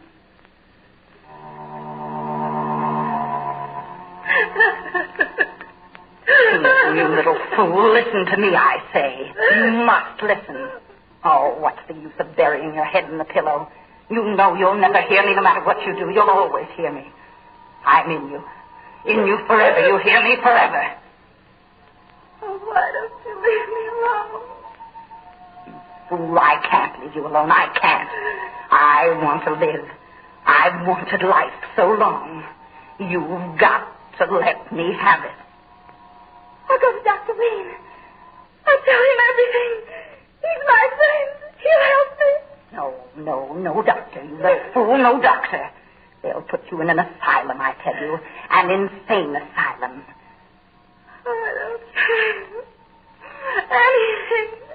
Anything to stop this madness. No, you can't go to anyone. A bargain. That's what I'll make with you, a bargain.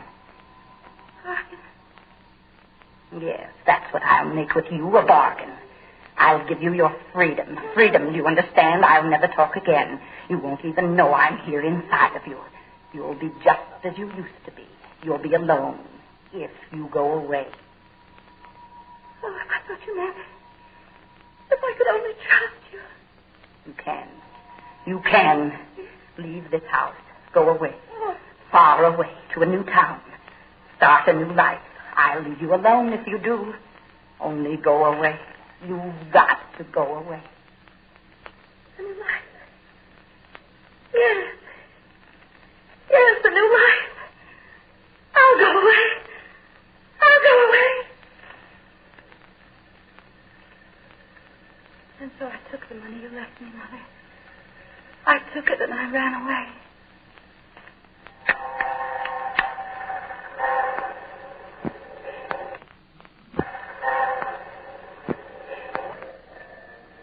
Until at last my money was gone.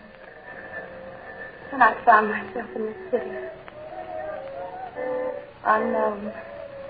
1,000 miles from home. But happy. Because I thought I was free from her. Yes, Mother, I was free from her. All the time on the train, not a word did she speak at my head. Not a single thought. And then for a week in the city, she was gone, Mother. Completely gone. And I was so happy. With the few dollars I had left, I got a room, and then I got a job, and I thought, oh, dear God, at last I'm free again.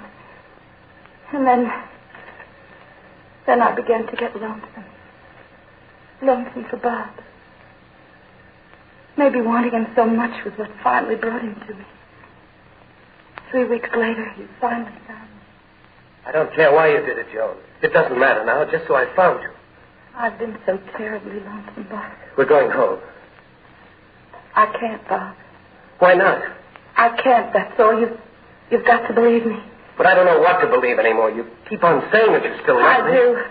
I do love you, Bob. I'll always love you. Why don't you want to go back with me then? Because I've got reasons, I tell you. You wouldn't understand. But how can I? You won't give me a chance. You're not even giving yourself a chance. You don't belong in a place like this. You belong with us, with your dad, and with me. We love you, Joan. We want to take care of you.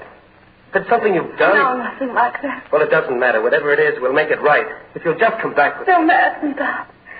Don't ask me anymore. I love you, Joan. Then do what I say.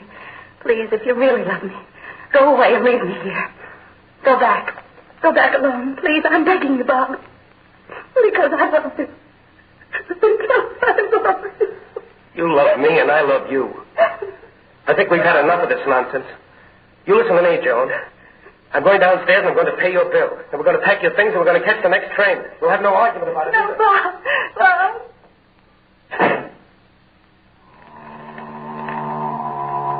Joan. No. Joan. Just come back. Yes, I've come back. But you said you wouldn't. You promised me. You said you wouldn't come back if I went away. You lied. You lied to me. You lied to yourself. You knew I'd go wherever you went. You cheated me. As you cheated me through all these years. But I'll live now. I'll take your place with Bob. But you can't do that. You don't love him. How do you know? Why, you little white-faced Puritan, what do you know about love? What do you know about life? What will you ever know unless I teach you? Don't worry, though. You'll learn in time.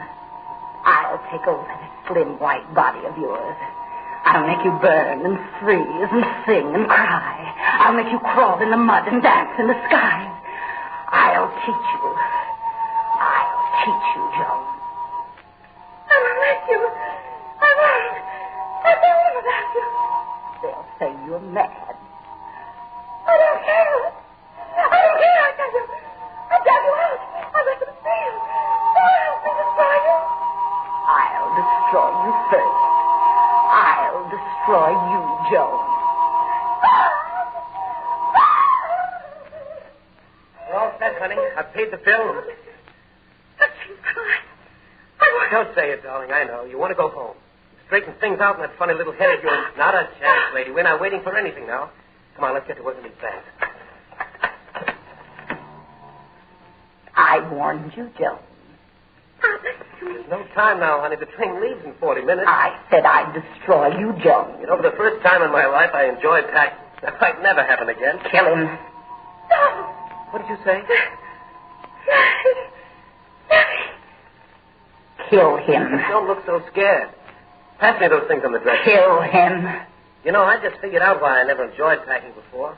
I never tried it when I was happy. Scissors on the dresser, Joan. Anyway, Joan. Pick them up. They're sharp. Hold them tight, Joan. Tight. All about these last few He's not looking. Raise your arm. Higher. Higher. So darn happy. Now. We'll always be. Right.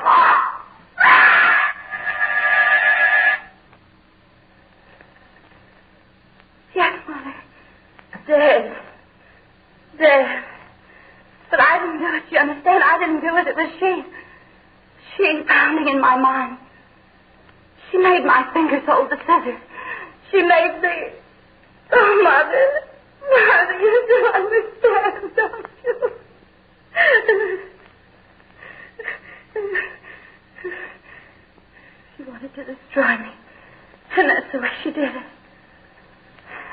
trial. What could I say? What could I do? Who would believe me? She didn't come back anymore. She was satisfied with what she did. She was waiting.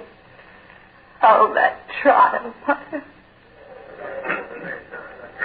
Lawyers talking. I say to you, gentlemen of the jury, that never in the history of this community has a more... Doctor, was I sane? Was I insane? Doctor, more doctor. I'll stake my professional reputation on that. Testimony, evidence, prosecution, defense, defense, talking,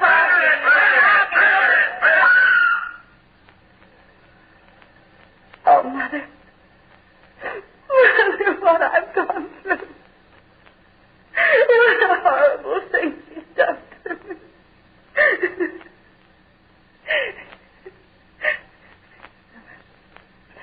I can't cry anymore. There's so much to tell you. There was my lawyer. The judge appointed him. I had no money, you see. You see, Mother, I didn't tell them my right name. I didn't want the newspapers to print it so that Father would find out. They don't even know about me now, Mother. It's best that way, don't you think so? Oh, yes. I was telling you about my lawyer. His name was Eric. He was very kind. He tried so hard to help me. So, Joan, listen to me, Joan. Why don't you let me help you? Tell me everything there is to tell. Oh, please. But the trial's almost over and things aren't going well for us, you know. What difference does it make? But, Joan, it does make a difference. It makes a difference to me. Oh, my darling, look at me. Eric. I want you to live, Joan. I want you to live, if not for your own sake, for mine. It's too late. No, it's not too late. This is a Southern jury. You're a woman. Given the slightest reason to doubt, and they'll never convict you. But if you continue this silence, you will die, Joan. And I don't want you to die. I don't want you to die. He was in love with me, Mother. Such a fine man. In love with me, who could never know love because of her. Then the last day of the trial. In all those days, she'd never talked to me. Gone, silent. Eric, made a speech to the jury. He said that if I killed the man, there must have been a good reason for what I did, a reason I couldn't tell even to him. Oh, Mother, how could I tell him of her? That horror within me. And the jury went out. Oh, such a long time. Eric was very pleased. He said the longer they stayed out, the better. The jury's been out almost 6 hours now, Joan. It's a good sign. You've been very kind, Eric.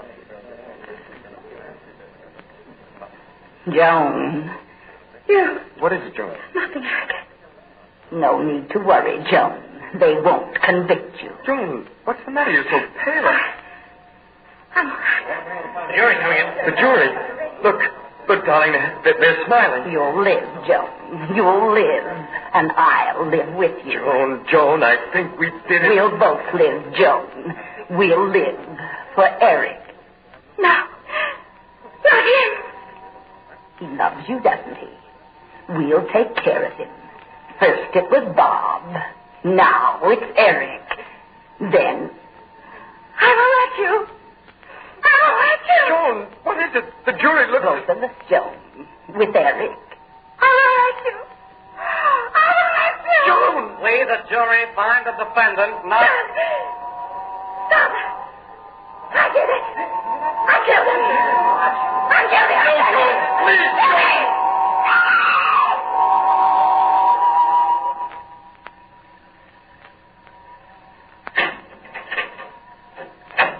It's time, miss.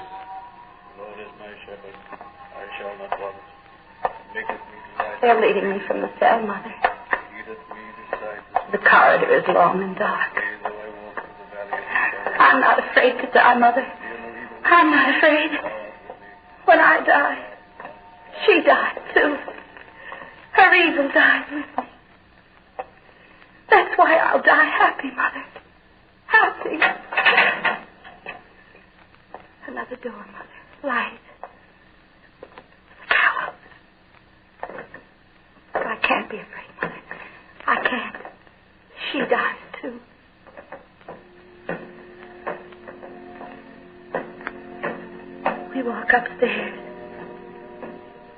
the gallows to the platform. I'm smiling, Mother. Smiling down at all of them, looking up at me down here. I'm smiling, Mother. I mustn't be afraid, Mother. I mustn't. She dies with me. The evil of her. I will not die with you, Joan. You will. You will, Carmen. I'll be close to you.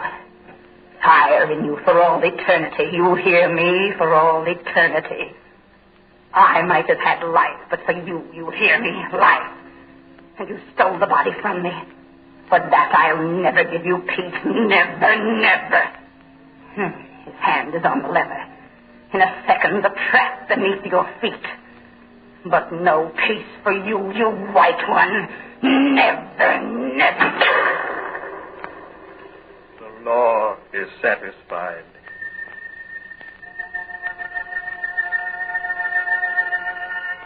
You were wrong, Carmen. Evil one. You were wrong.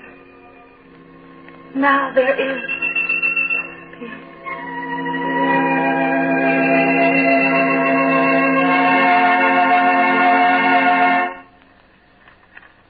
Tonight's play was especially written for radio by Art Oboler and featured Betty Gard in the dual role of Joan and Con. Included in the cast were Hester Sondergaard, Frank Lovejoy, John Brown, Arnold Moss, and Gilbert Knack. Next week we will bring you 3 short plays of children and their ways, with the cast including Mr. Ray Collins and Sidney Lumet. Art Oboler's plays are presentations of the National Broadcasting Company.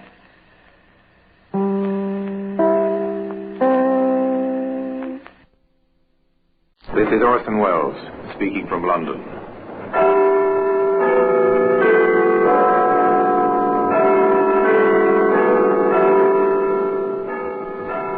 Here in the grim stone structure on the Thames, which houses Scotland Yard, is a warehouse of souvenirs, where everyday objects, a broom, a vase, a lampshade, all are touched by murder.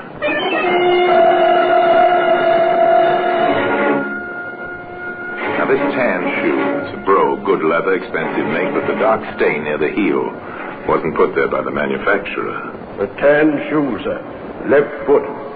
What do you make of this stain? It looks to me like blood. Today, that shoe can be seen in the Black Museum.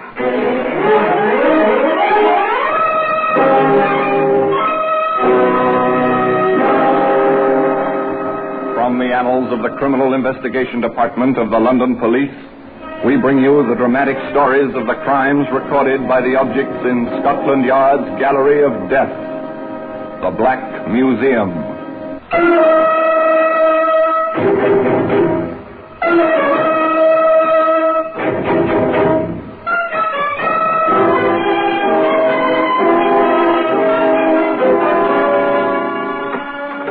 Well, here we are in the Black Museum. Scotland Yard's Museum of Murder. Here lies death. Violent, unexpected death. Here in the objects that line the shelves and fill the room are the stories of murder. Here's a birthday card. To Margaret, with love. A present went with the card, of course. The present was death. This glass. A man was drinking from it when he died, most unnaturally. The glass fell from his hands. The murderer jumped forward instinctively to catch it. He caught it and left a fingerprint that sent him to the gallows. Here we are. Here's the tan shoe. A left foot shoe. The darkish stain near the heel, inside and out, couldn't be disguised with polish. But there was no stain on it that morning of May the 20th, 1930, when the 2 men, one wearing this particular shoe, walked along the platform at Newcastle Station. It was a few minutes before train time. They made their way along the platform. I tell you, John, my firm regard me most highly. I'm sure they do, my dear chap. It's not that I care to boast, but their attitude speaks for itself. In what way? Well, as you know, they allow me to travel with the colliery wages each Friday. From the bank in Newcastle to our office at Olmouth. Yes, a very responsible child. Come, my friend, admit the truth. What truth, John? Well, they really don't allow you to travel unescorted with so much money in that black leather bag. Oh, yes, they do. But there's no guard cunningly posted somewhere else on the train to watch you? None whatsoever. You see, they place great trust in me. They do indeed. Mark my words, I'm in line for a colliery managership one day. And you deserve it, my dear chap. Yes, it'd be a fine reward for 20 years' work. Oh, morning, Collins. Good morning, Denny. Fine chap. He's a clerk with a neighbouring colliery. Now, come on, John, I think this is our carriage. Oh, it seems to be empty. Splendid. We can have a good talk during the hour journey to Olmouth. Now, come on, sit down and make yourself at home.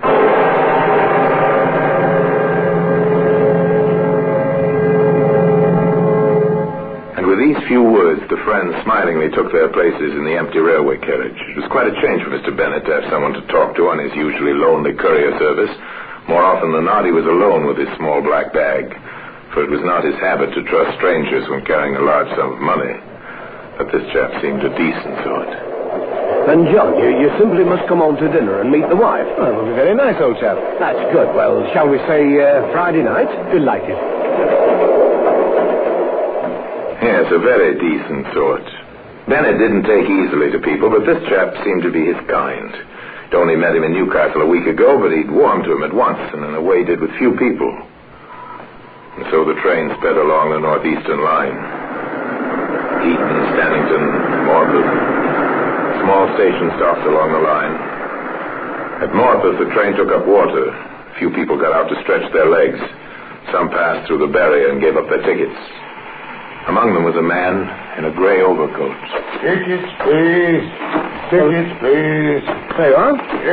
Say, your tickets for Olmouth. Oh, yes, I've changed my mind. I'm getting off here, thank you. Right you are, sir. Tickets, please. 4 minutes later, the train left Morpeth and went on its way to Olmouth. There the passengers alighted. The journey was over.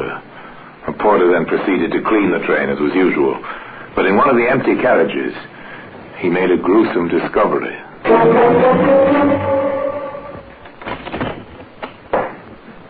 Hey, what's this? Blood on the floor?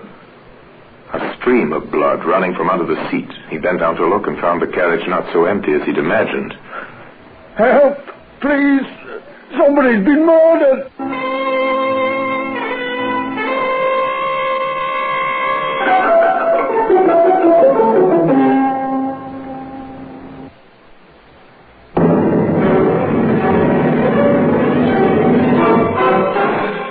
Somebody had indeed been murdered, and the next logical step after the local police had been hurriedly brought to the scene of the crime was to send for Scotland Yard.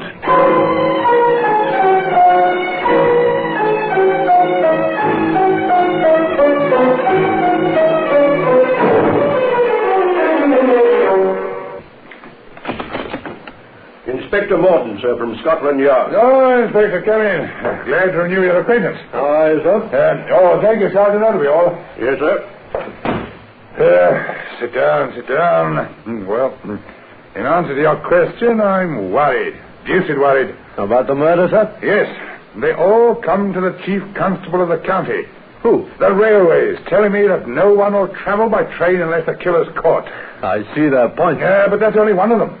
And then there's the colliery, insisting that we find the murderer of their employee and the man's wife, of course. Yes, I know. Well, you can hand all that sort of thing over to me now. And I can't, sir. I'm sorry. First of all, sir, would you supply me with some preliminary facts? How much do you know about the murdered man? The chief constable explained it all to the London detective. The dead man's name was Wallace Bennett, a meek and faithful little man. For the past 20 years, he'd worked with a leading colliery in the district. For the past 5 years, he'd been their paymaster, traveling with his cash bag to pay the miners' wages each week in Olmouth. Well, there it is, Inspector. He took the train, as usual, this Friday, but he arrived at Olmouth dead. And the bag in which he carried this money, sir? It was missing.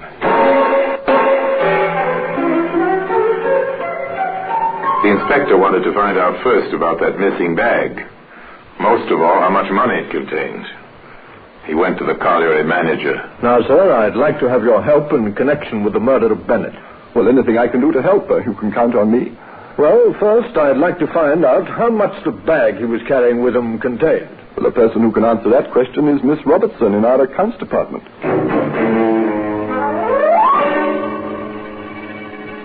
Well, Miss Robertson, I expect you have a record of the amount that Mr. Bennett drew from the bank on the morning of his death. Oh, yes, Inspector. I have a note of it here. The amount is exactly £400, 8 shillings and 4p. And how was the money made up? In various denominations, Inspector. You see, it was required for paying the men at the colliery, but the greater part in pound notes. And, Inspector, I thought that you'd be making inquiries, so I was in touch with the bank this morning. Yes?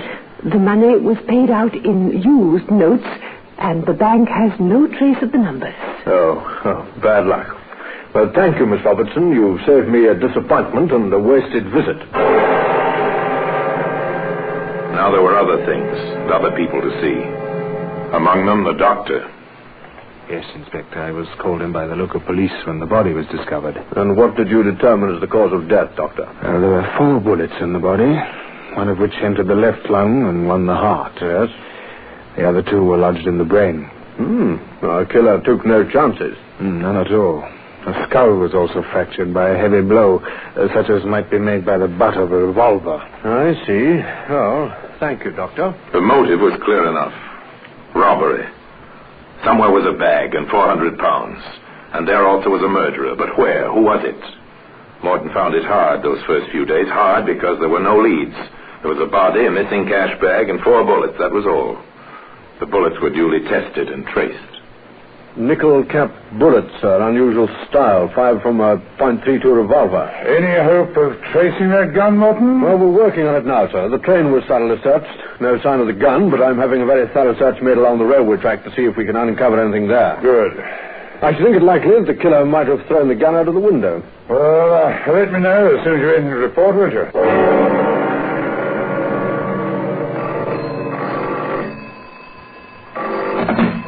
Inspector Morton. What's that? You found a gun. All right, send it along as quickly as possible and we'll have it examined by the experts. Yes, sir. It's the murder weapon, all right. I've compared it with the bullets and they were fired from this same revolver. I suppose there's no means of identification on the revolver. Number removed and all the usual precautions? Oh, no, sir. The number can be distinguished. What's more, I've made inquiries and we've traced the owner. Good. Sounds a little too simple, though. Where is the owner? Well, he's a foreign gentleman, sir, living here in Newcastle. They are getting hold of him now. Now, Mr. Rossini, I want you to identify this revolver. According to the gun license, it's one that belongs to you. Let me see. Yes, that's my revolver, all right. Oh, I can't tell you how grateful I am to you, Inspector, for getting it back. Oh, my wife will be pleased. I never expected to see it again. You mean it was stolen? Yes, over 3 months ago. I must phone my wife and tell her it's back. Oh, she was so upset, poor Annunziata. You see, my house was burgled, and this was missing, among other things. I reported it to the local police. I see. Just one other question, Mr. Rossini. Can you give me some indication of your movements during the last 7 days? Oh, that's very simple, Inspector. I only arrived home this morning on a business trip from the continent. You see, I've been in Paris for the last fortnight, but please don't let my wife know that. If you want any witnesses, that's very easy. I've been working in the Paris office of my company all the time. Don't be suspicious of me. All right, Mr. Rossini. Just as a matter of routine, we'll check your statement, but I don't think we'll need to see you again. Dead ends. Wherever they looked, dead ends. With the inquest pending, it looked as if a verdict of murder by a person or persons unknown would be certain. And yet that was not to be. A twist of fate, a new chance witness, was to revive the investigation, set it back on the trail which led to the murderer, and the bloodstained shoe, that same tan shoe, which can be seen today in the Black Museum.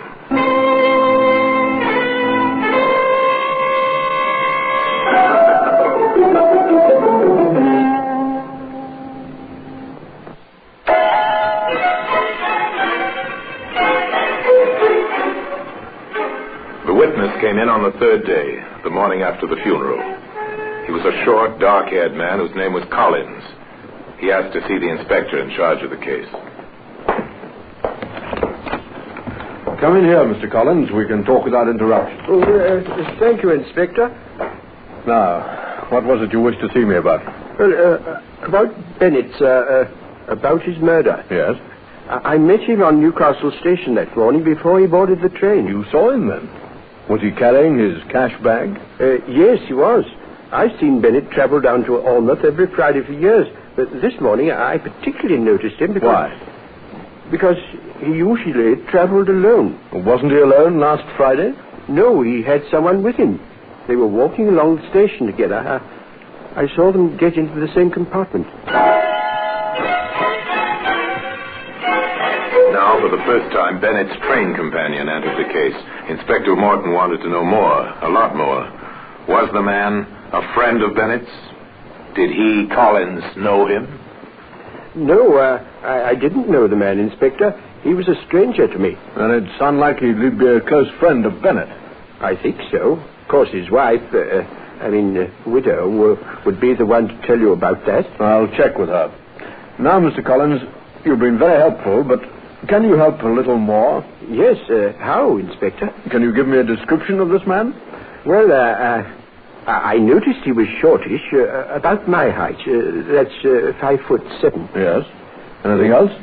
He was fair, small moustache. Good. And his clothes?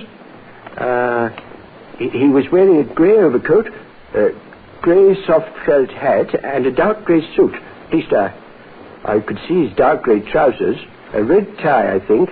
Oh yes, and tan brogue shoes. You're very observant, Mr. Collins. Did you by any chance notice when he left the train? Yes, at Morpeth. You're sure of that? Certain. I got out to stretch my legs when the train took up water there. I saw him go through the barrier and give up his ticket. Out of the blue, a witness and a lead at last. It happens that way. A person remembers some incident, some unusual detail, and the trail begins.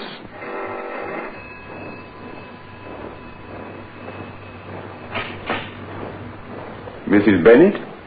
Yes? I'm from the police. I'm sorry to trouble you at a time like this, but Inspector Morton, I'd like you to answer a few questions. I'll do it. Thank you, Mrs. Bennett. Now, your husband left home at the usual time on that particular morning? Yes. Carrying the black bag containing the money? Yes. I was always worried about that bag. Yes. Do you recall on this particular morning whether your husband was planning to meet a friend or anybody in particular? Well, if he was, he never mentioned it to me. He always traveled by himself as far as I know. Well, amongst your husband's acquaintances, is there any man you can recollect, shortish, 5'7", fair hair, small moustache? No. No, I can't think of anybody like that. He definitely wasn't a close friend of my husband's, of that I'm sure. Inspector Morton hurried to Morpeth and interviewed the ticket collector. A man in a grey overcoat.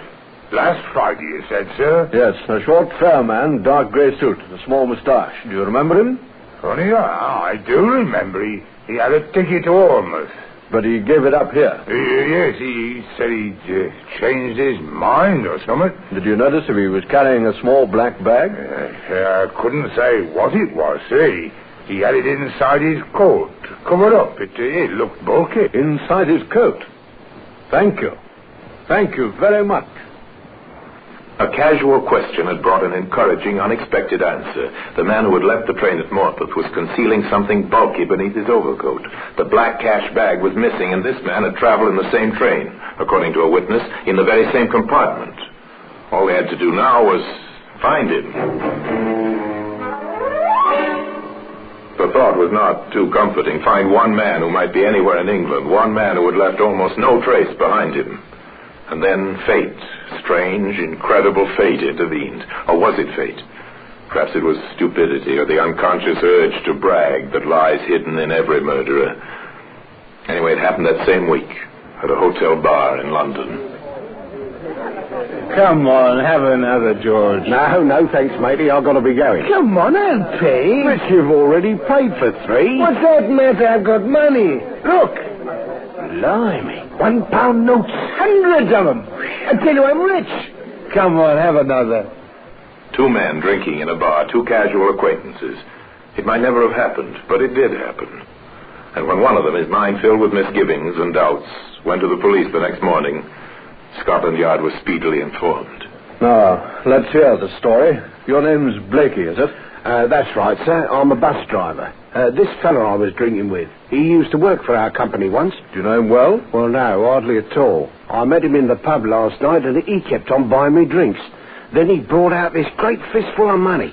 How much money would you say? Oh, 200 or 300 quid, I think. Well, maybe I'm misjudging him, sir, but, well, I heard about the murder in Newcastle and the money being pinched. You did the right thing, Blakey. Don't worry about that. What's the man's name? Linkman. John Linkman, I think it is. Do you know where he lives? No, I've not the faintest idea about that. But you'll find him most nights down at the Roundhead Arms, sir, in the bar there. The Roundhead Arms, a small pub on a London side street, a long way from the scene of the murder. But here, that same evening, went Inspector Morton. What'll it be for you, sir? I'll order in a minute, miss. Thanks. I'm waiting for a friend. Okay. You might happen to know him. He's one of your regular customers, John Linkman. Johnny Linkman? Oh, yes, I know him.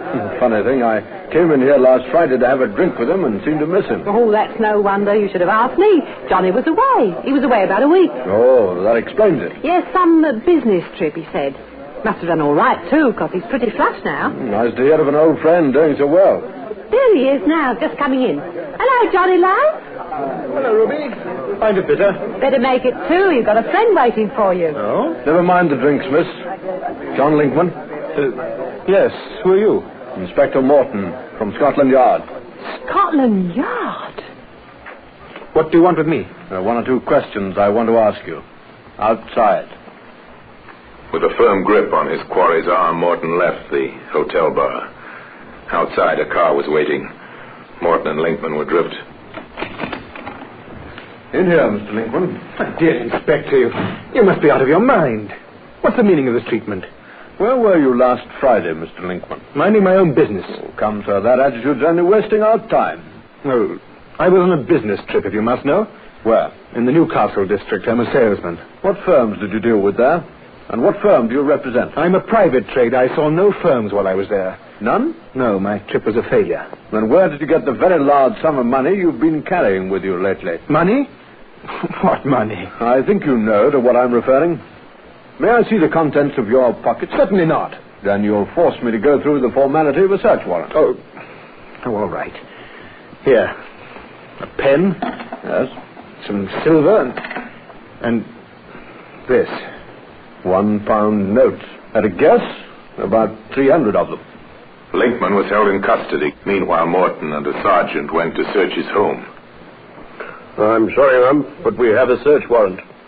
Shall I start on the bedroom, sir? Yes, Sergeant. But what has my husband done? Why are you here? We're just making a preliminary investigation, ma'am. There's no cause for alarm yet. They searched the bedroom, the cramped lounge room with its fading wallpaper, the bathroom, the kitchen, pursued and harassed by a distraught Mrs. Linkman. Then, in the second bedroom. But what has he done, Inspector? You've got to tell me. I'm sorry. There's nothing I can tell you yet, Mrs. Linkman. It's awful. Awful? I've got something, Inspector. A tan shoe, sir. Left foot. What do you make of this stain? It looks to me like blood. We'll take it back with us and have it tested. In the laboratory at Scotland Yard, they found out it was blood. The bank in Newcastle identified the notes. In a police lineup, Collins identified Linkman as the man who had shared a compartment with Bennett that fatal Friday morning. And then the game was up. Well, Mr. Linkman, have you anything to say? This is all a ridiculous mistake. I can explain everything. Can you explain this? Why, yes. You must have found it in my flat. It's one of my shoes. And can you explain this stain? Here, just by the toe cap. Somebody seems to have been trying to cover it with shoe polish, not very successfully, I'm afraid. Oh, come along, Mr. Linkman. Can you explain that? Well, I've never noticed the stain before. It's Probably some oil or something. No, Mr. Linkman, it's not oil. I have the laboratory report here. It's a blood stain. All right, you know everything, don't you? Not everything, Mr. Linkman, but enough. Would you like to make a statement now? Very well.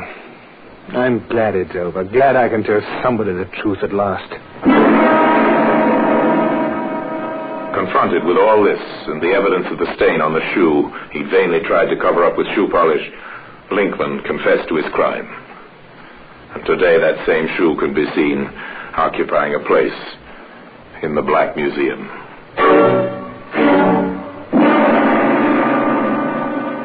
Orson Welles will be back with you in just a moment. The trial was held at Newcastle with an eminent counsel retained to defend the prisoner, but inevitably the sordid details of the crime emerged.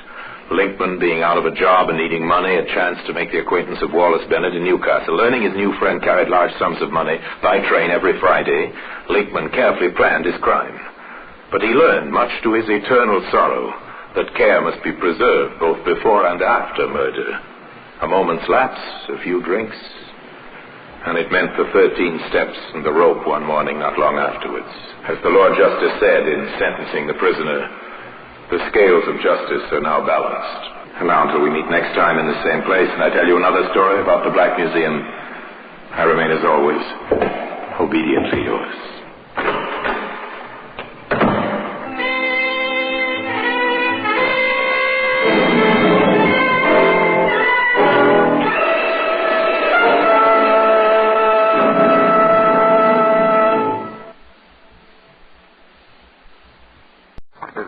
Up a bit, and your constant shouting at me isn't helping it any. I don't need to pay you to tell me my heart is acting up.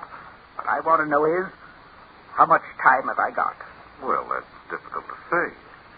If you avoid all excitement, I think I can say a year, possibly 2. A year, possibly 2. Yes, but only if you do as I say. For one thing, there's no reason you should insist on remaining in this darkened bedroom month after month. Why, it's been a year since you've been out of this room. Are you going to start on that again? This living in complete seclusion is bad for you. You should leave this room and see people. Take an interest in life. No, Dr. Jeffries. I won't have my maid pushing me around in a wheelchair, the object of everyone's pity. I prefer to remain in my room and have people think of me as I was, not as I am. As your physician, I insist. I said that I prefer to remain in this room, and that's final. Please, Mrs. Richards.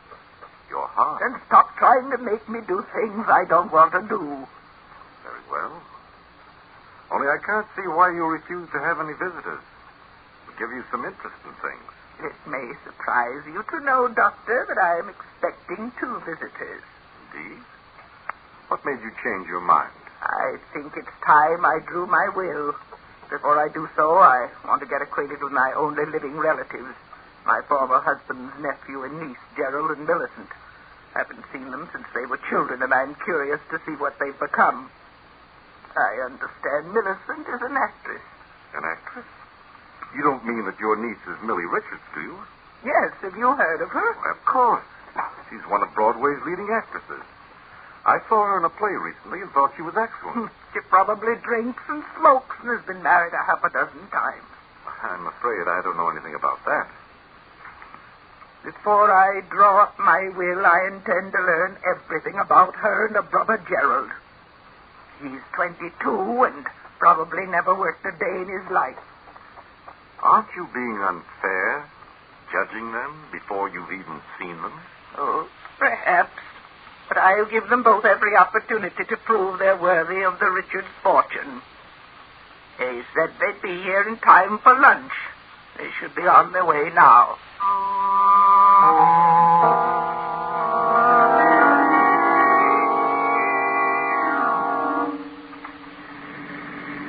Oh, my head. How's the hangover, brother dear? Painful, I hope? Millie, what am I doing in your car? Where are we going? Have you forgotten, darling? This is the day we were invited to visit Aunt Martha. You remember Aunt Martha? She's the one with all that money. Save it, will you? I'm in no mood for your witticism. Well, considering I spent half of last night looking for you under nightclub tables, you might be a little more grateful. I can recall doing as much for you. Where are we, anyway? About 20 miles from Aunt Martha's. Oh, my head. What a night. Yes, wasn't it, darling? Everywhere I went looking for you, they gave me IOUs you'd left behind. Exactly how much do you owe around town? 3 months ago, it was $11,000. That means you probably owe twice as much by now. Look, Millie, you've got to help me. If I don't clear up my debt soon, I'll be in real trouble. And what exactly am I supposed to do? You've got to lend me enough money to hold off my creditors. Lend you money? Oh. You may not know it, Gerald, dear, but I'm in far deeper than you are. But you were getting $1,000 a week for playing the lead, and why not be happy? How could you be in debt? It's really very simple. I was getting $1,000 a week. I was spending $2,000. Oh, that makes everything just perfect. Both of us so deeply in debt, we probably won't dare go back to town. Perhaps after this visit to Aunt Martha, we'll be able to go back to town in different circumstances. What do you mean? Have you forgotten Aunt Martha has something like $4 million? So what? You think she'll lend us money to pay our debts after not even seeing us for 20 years? Gerald, you're a fool. Why do you suppose she invited us to visit her? Because she's getting along in years and she has decided to make her will. Naturally, before she does so, she wants to see what we, her only relatives, are like. Millie, do you really think she'll leave us the money? If we make the right impression, there's no reason she shouldn't leave us all of it. All we have to do is convince Aunt Martha we deserve it. And how are we going to do that? By showing her we are simple, lovable, and unspoiled. You remember the original role I played in I Dream of Love? Yes, of course. You weren't half bad. Half bad? I was superb. The critics were mad about me. Brooks Archer said that in all his life... All right. You were superb. What about it? Well, I think I'll play that role for Aunt Martha. Just a simple, unsophisticated girl, unspoiled by success. Well, maybe you can get away with it, but you know I can't act. How am I supposed to behave? You just play the strong, silent type and leave all the talking to me. Well, I only hope you can sell the old lady on our charm. Darling, you are forgetting I am, quote, Broadway's leading younger actress, unquote. When the curtain rings down on my special performance for Aunt Martha, the Richards' money will be ours.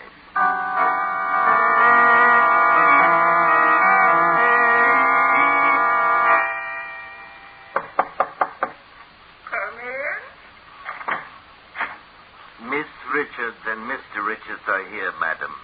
Will you see them now or later? I'll see them now, Philip. Yes, madam. Mrs. Richards will see you now. Thank you, Phyllis. Come in, Mildred, Gerald. Well, it's been a good many years since we've seen each other, hasn't it? Yes, it's been a long time, Aunt Martha. Yes, I've been meaning to call on you forever so long, Aunt Martha. But my work has always interfered, and just at the last moment. Well, what finally brought you here? Well, when you said in your letter that you weren't feeling well, I simply couldn't stay away. I'm very touched. Of course, the fact that you might get an inheritance has nothing to do with it. Why, Aunt Martha, what a thing to say. I'm not like that. Of course she isn't. Millie doesn't need money. She's one of the finest actresses on Broadway. Oh, I've heard. And what do you do for a living, Gerald? Oh, Gerald works for a Wall Street firm, Aunt Martha. Yeah. He works so hard. They pay him so little. I seem to remember that Gerald's father left him a sizable inheritance. What became of it? The inheritance? Oh, that was lost in poor investments. Yes. I see. I'm afraid there's a good deal about you two I don't know. I haven't done very much, and I haven't gotten very far, Aunt Martha, but Millie's really been a credit to the family name. Everyone's heard of her. Notoriety is hardly a guarantee. Why, Aunt Martha? Now, see here. I want you two to be my guests for a week. Frankly, I want to know what you're like before I decide how to draw up my will. Yes, of course, Aunt Martha. But I hope you'll take care of yourself so you'll live for years and years. Thank you, Millie. Now I must ask you to leave me. I'm a bit tired. But certainly, Aunt Martha. Of course, Aunt Martha. We'll talk some more tomorrow. I'm glad we're out of there. She stares at you as if she could see right through you. The room's so dark it was hard to see her.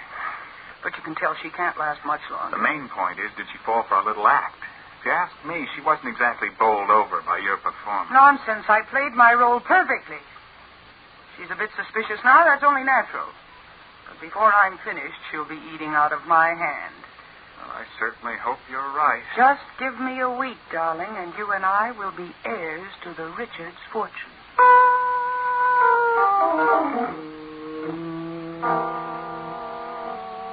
A week passed. A week in which Millie was constantly by her aunt's bedside. Millie told her aunt about her Broadway career and read her notices from a large book of clippings. Martha Richards listened quietly, now and then venturing a question. And Millie became more and more certain she'd won the old lady over. By the end of the week, she was quite sure that she'd convinced her aunt of her own simple, unspoiled character. But... Hello, Millie. Gerald, where have you been all night? I've looked every place for you. I spent the night in New York.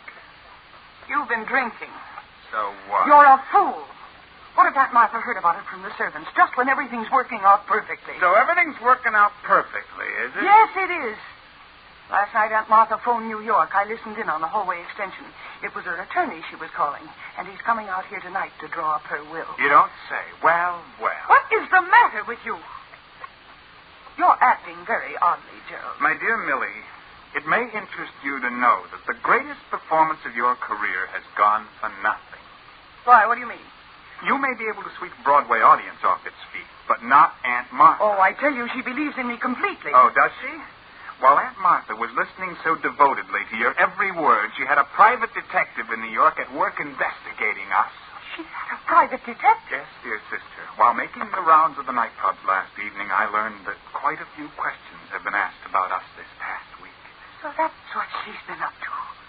Hiring a private detective to pry into our past. And you can guess what she'll do when she learns that I haven't any job and gambled my inheritance away. And what do you think she'll say when she hears you were named as correspondent in 3 divorce actions and were involved in the Wainwright scandal? I'd like to scratch her eyes out. Playing with me like a cat with a mouse. Well, the game's up. We may as well go to our rooms and pack. And walk out on $4 million? I should say not. There's no use being stubborn about it. We gambled and we lost. Tonight the lawyer will be here, and she'll cut us off without a cent. There's nothing we can do about it. Well, I don't give up so easily. There must be something we can do. Well, what, for example? I don't know yet. Let me think. I won't go back to New York so deep in debt I can never get out. For the rest of my life, I'd be hearing her voice. Millie, dear, I want you to tell me all about yourself. Where you've been and what you've done. Well, she won't beat me. Before I'll let her cut me off with a cent, I'll... Yeah. Oh, yes.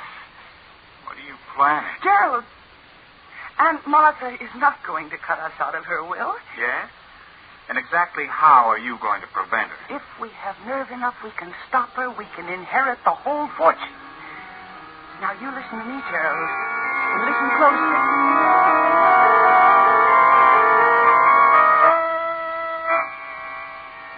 As Millie explained her idea to Gerald, his face whitened. But she scornfully beat down all his objections, and in spite of his fears, in the end he agreed to do as Millie suggested. Then in the hours that followed, Millie locked herself in her room and practiced her aunt's signature and her aunt's voice until she was satisfied she could imitate both perfectly. After that, there was nothing to do but wait tensely and nervously until 8 o'clock that night, when Millie and Gerald quietly slipped down the hall to their aunt's room. Millie, we can't go through with this. It's crazy. Be quiet, you fool. It's the only way out. But what if we're caught? You know what that would mean. If you do as I say, we won't be caught. Now get hold of yourself and then knock. You know exactly what you're to do. Yes. Come in. Good evening, Aunt Martha. I hope you're feeling well, Aunt Martha. Oh, Millicent, Gerald, come in. Thank you. It's dark in here, Aunt Martha. Shall I turn on the light? No, that isn't necessary. I prefer the dark. Of course. Just as you say. Your voice sounds strange, Gerald. Is there anything wrong? Oh, no, of course not, Aunt Martha. How do you feel tonight? I'm a little tired tonight. Oh? Gerald, perhaps you ought to fix Aunt Martha's pillows. She doesn't seem very comfortable. Oh, you needn't bother. I'm quite comfortable, thank you. Gerald, fix Aunt Martha's pillows. I can't go through with it. I can't. I should have known better than to count on you. What are you two talking about? What's going on? Nothing. Nothing important, Aunt Martha. Here. Let me fix this pillow for you. But I tell you, I don't want it fixed. Oh, but you do. Millie, don't. Take that pillow away from my face again, please. Millie, don't. She's suffocating. Oh, be quiet. If you haven't the nerve to go through with this, I have. It's almost over. If this doesn't overtax her heart, nothing will. There. She's limp. She's not struggling anymore. I'll take the pillow away. She's still alive. How do you feel now, dear Aunt Martha? Is there anything more we can do for you? You want to kill me. Everything I've heard about you is true. But you won't ever get any of my money. Oh, my heart.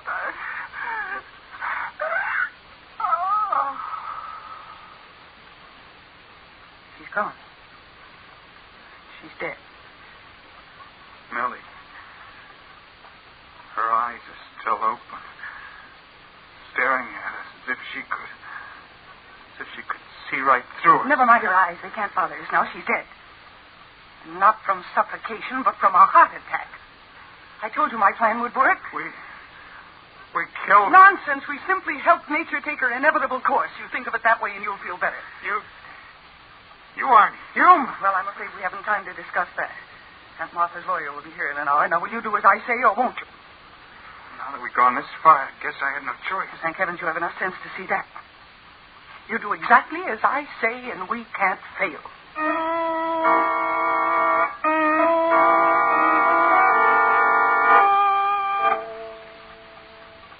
Millie, the car just stopped in front of the house.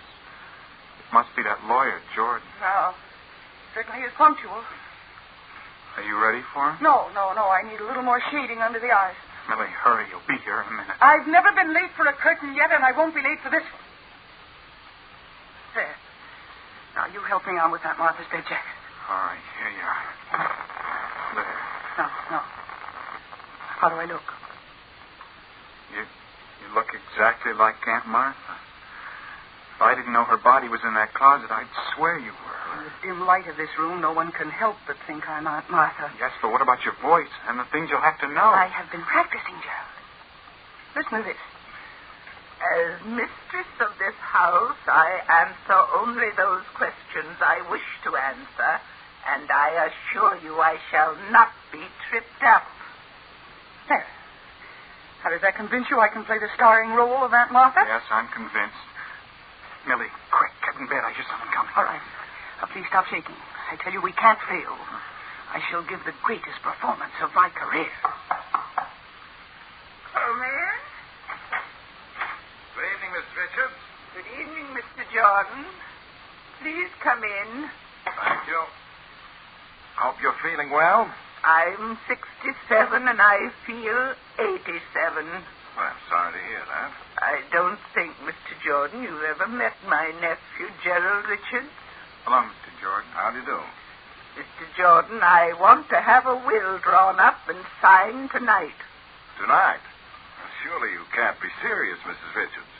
Vast holdings like yours require a will that will take days to draw up properly. What I want is a simple will dividing my entire estate equally between my nephew Gerald and my niece Millicent. But, Mrs. Richards... I'll be frank with you, Mr. Jordan. I have a premonition that there is no time to wait for an involved will. I see. I've been feeling worse than I've admitted to Dr. Jeffries. Quite possibly I won't be here tomorrow to sign a will. I surely hope you're exaggerating, Miss Richards. If I am, we can draw a new will later. Tonight I won't rest easy until I know that my wishes have been put into writing. Very well, Mrs. Richards. If you'll excuse me for a moment, I left my secretary downstairs until I'd seen you. I'll just step out and tell her what you want. She'll draw up the papers in a very short time. Thank you, Mr. Jordan. I won't be long. Well, Gerald, you feel better now? You fooled him, Millie. He's completely taken in. As soon as the will is signed, I'll get rid of him. Thank goodness there's no danger of Dr. Jeffries getting here tonight. No, you might not fool him quite as easily. Well, he's attending a meeting of the State Society of Physicians. Wait a minute. Is Jordan coming back? Yeah. Since all you want is a simple declaration, Mrs. Richards, my secretary won't take long over it. Is this Millicent Richards your niece, by any chance the Broadway actress? Yes. Have you seen her? Well, yes. I never miss any of her plays, if I can help it. Indeed. And what do you think of her? Oh, she always puts on a good show, but privately, I think she has a tendency to overact. Oh. You think she overacts, do you? Yes. I take her last play, Why Not Be Happy? Why, I think she played it much too hard for comedy. I'd have preferred to see an actress like Joan Walker in her role. The critics didn't agree with you. Gerald, will you please hand me Millicent's scrapbook? You'll find it on the desk there. Really, Aunt Martha, do you think... Gerald, hand me that scrapbook. Very well. I can understand criticism when it's justified, Mr. Jordan, but it seems to me that you're going against my niece's huge public. Here's the scrapbook, Aunt Martha. Thank you, Gerald. Now, just a moment, Mr. Jordan, and I'll read you what the critics had to say about Millicent's performance in Why Not Be Happy. Here we are. This is what Martin Walters, dramatic critic of the Evening Sentinel, had to say. Rarely in 30 years of theater-going has this reviewer seen such a fine flair for comedy as was displayed last night by Millicent Richards in her new hit, Why Not Be Happy. And that, Mr. Jordan, is the opinion of one of the best critics in the country. Well, I may be wrong, Mrs. Richards. Naturally, I was only venturing a personal opinion. Excuse me, Mr. Jordan. Yes, Miss Andrews. You finished already? Yes, sir. It's just a paragraph as you instructed. Here's the original and a copy. Good. Now, let me see what you've written. Mm-hmm. Yes, perfectly straightforward. Everything in order. Well, now we need witnesses. Miss Andrews will do for one, the butler for the other, if he's handy. He's just out in the hall, Mr. Jordan. I'll get him in, Aunt Martha. Thank you, Gerald. Now, Mr. Jordan, you are sure this will is going to stand up in court? Oh, yes, Mrs. Richards. But if it's probated, it'll certainly leave a good many unsettled problems to your heirs. I'm sure they'll be able to handle them. Oh, Phillips. Yes, madam. I want you to witness my will. Certainly, madam. Give me the will, Mr. Jordan, and a pen. Thank you. Now I sign here. Right at the bottom, Mrs. Richards. There. Now the carbon copy. There. Now I feel better. That does it, except for the witnesses. Phillips, will you sign here? And here, please. Certainly, sir.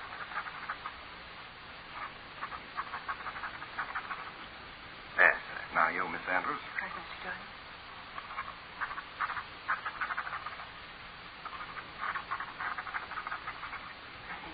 Excellent.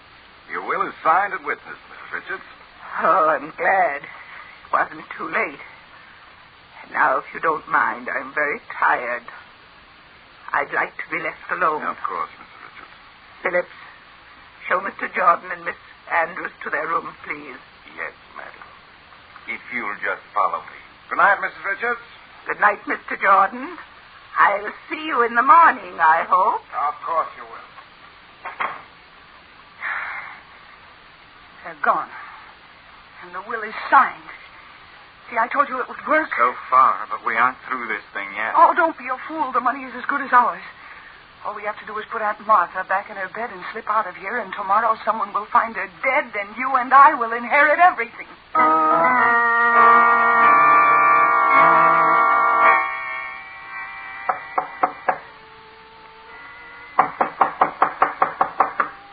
Mrs. Richards. Mrs. Richards, Dr. Jeffries is here. Mrs. Richards, excuse me, but... Dr. Jeffries. Dr. Jeffries, come quick.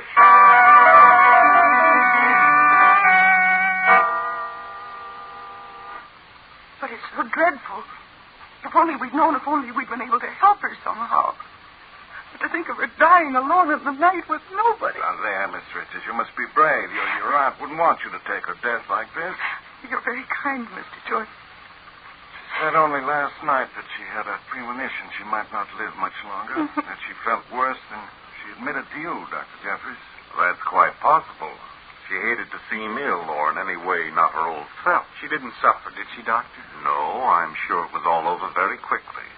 Her heart just gave out. She must have died shortly after you left her, for she's been dead about 10 hours. No, I really didn't take her seriously when she spoke of not living through the night. She seemed so strong when we were talking, as if she'd grown younger. And she and I were arguing. It was quite like old times.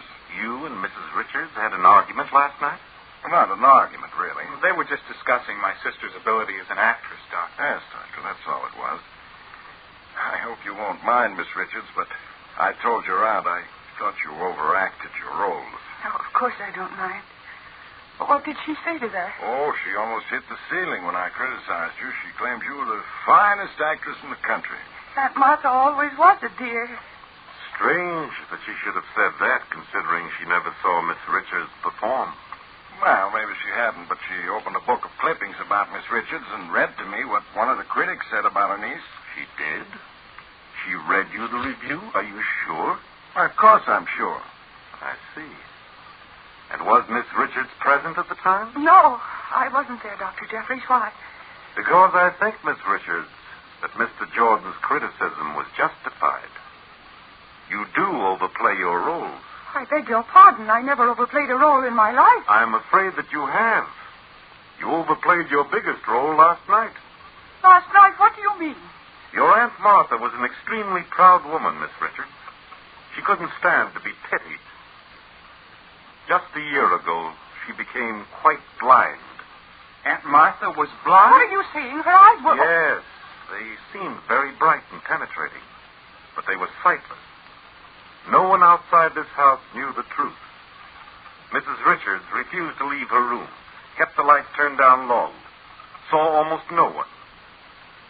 Thus she kept her secret. Oh, but if Mrs. Richards was blind, how could she have read me that notice last night? She didn't, Mr. Jordan. She did. An egomaniac actress, disguised as Mrs. Richards, read her own notice to you, then forged Mrs. Richards' signature to a false will. Isn't that so, Miss Richards? Go on, tell him, Millie. You were so clever. The greatest actress in the world. Nothing could go wrong. You had everything worked out to the smallest detail. Oh, be quiet, you fool. No court in the world will believe them. I'll give a performance that will sweep a jury off its feet. They'll never convict me, do you hear? Never.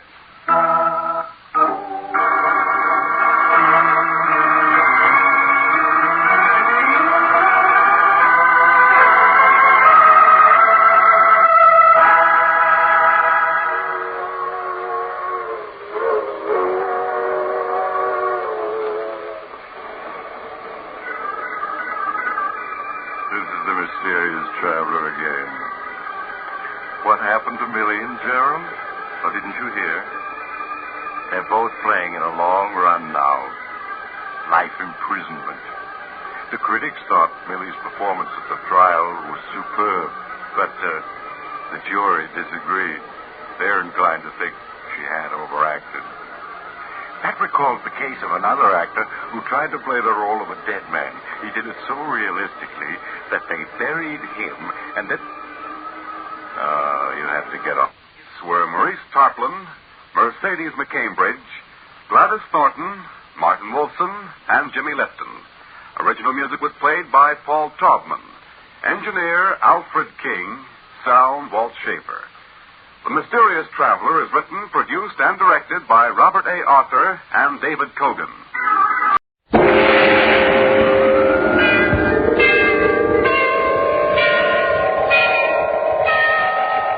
Sunrise and sunset, promise and fulfillment, birth and death. The whole drama of life is written in the sands of time. We present a new series of radio programs, The Clock.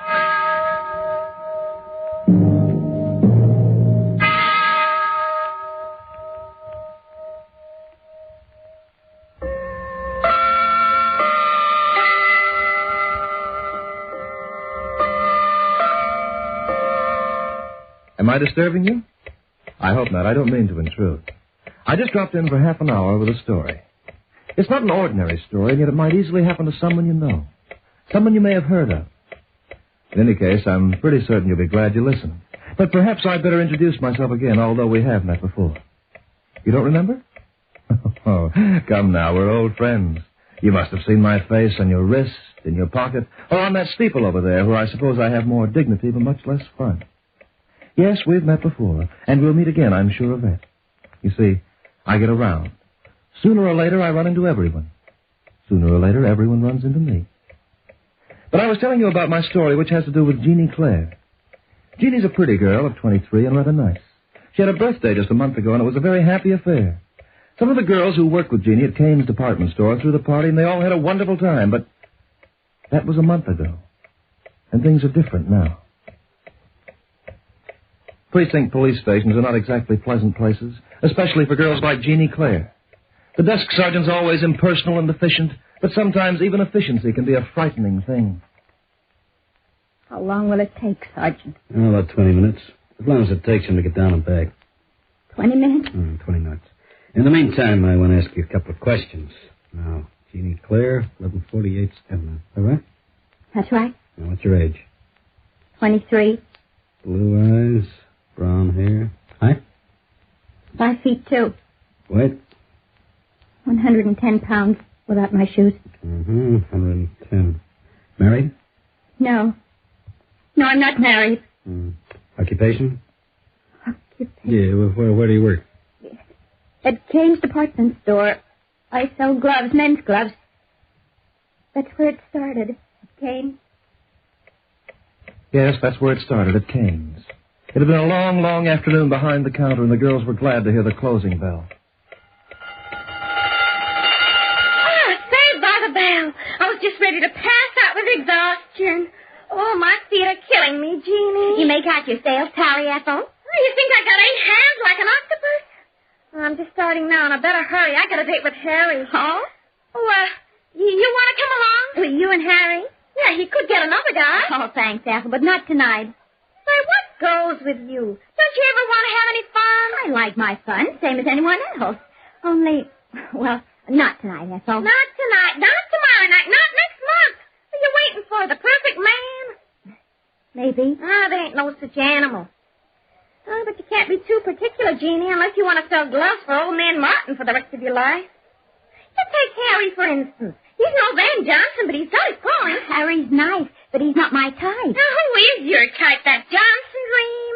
I'm not interested so much in looks as I am in character.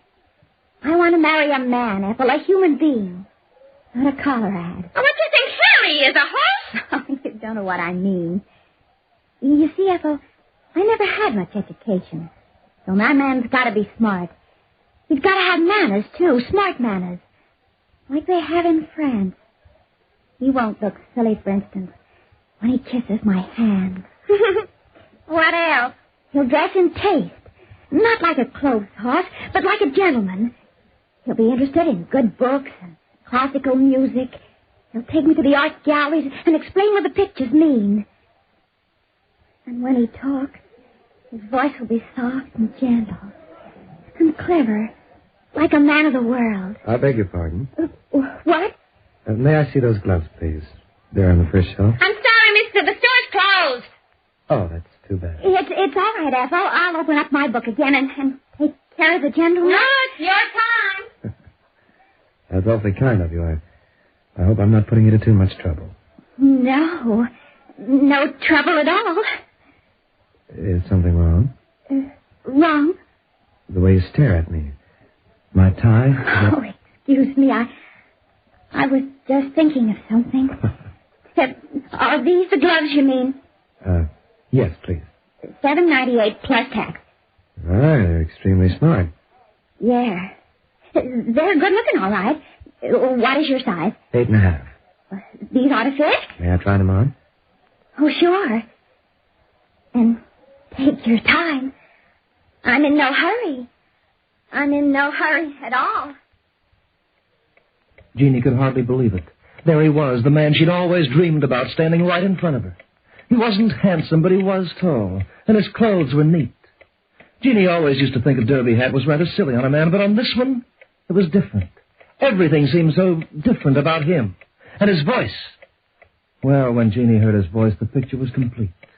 And what a wonderful picture it was. But then Jeannie remembered that he'd buy his gloves, he'd pay for them, and she'd never see him again. She tried to think of something to say to keep him there, but he only smiled politely, made his purchase, and walked away. And Jeannie felt she was watching him walk right out of her life. Jeannie! Huh? Hey, what are you dreaming about? Nothing. Did you make the sale? Yeah. Yeah, I made the sale. Hey, look! He forgot his wallet.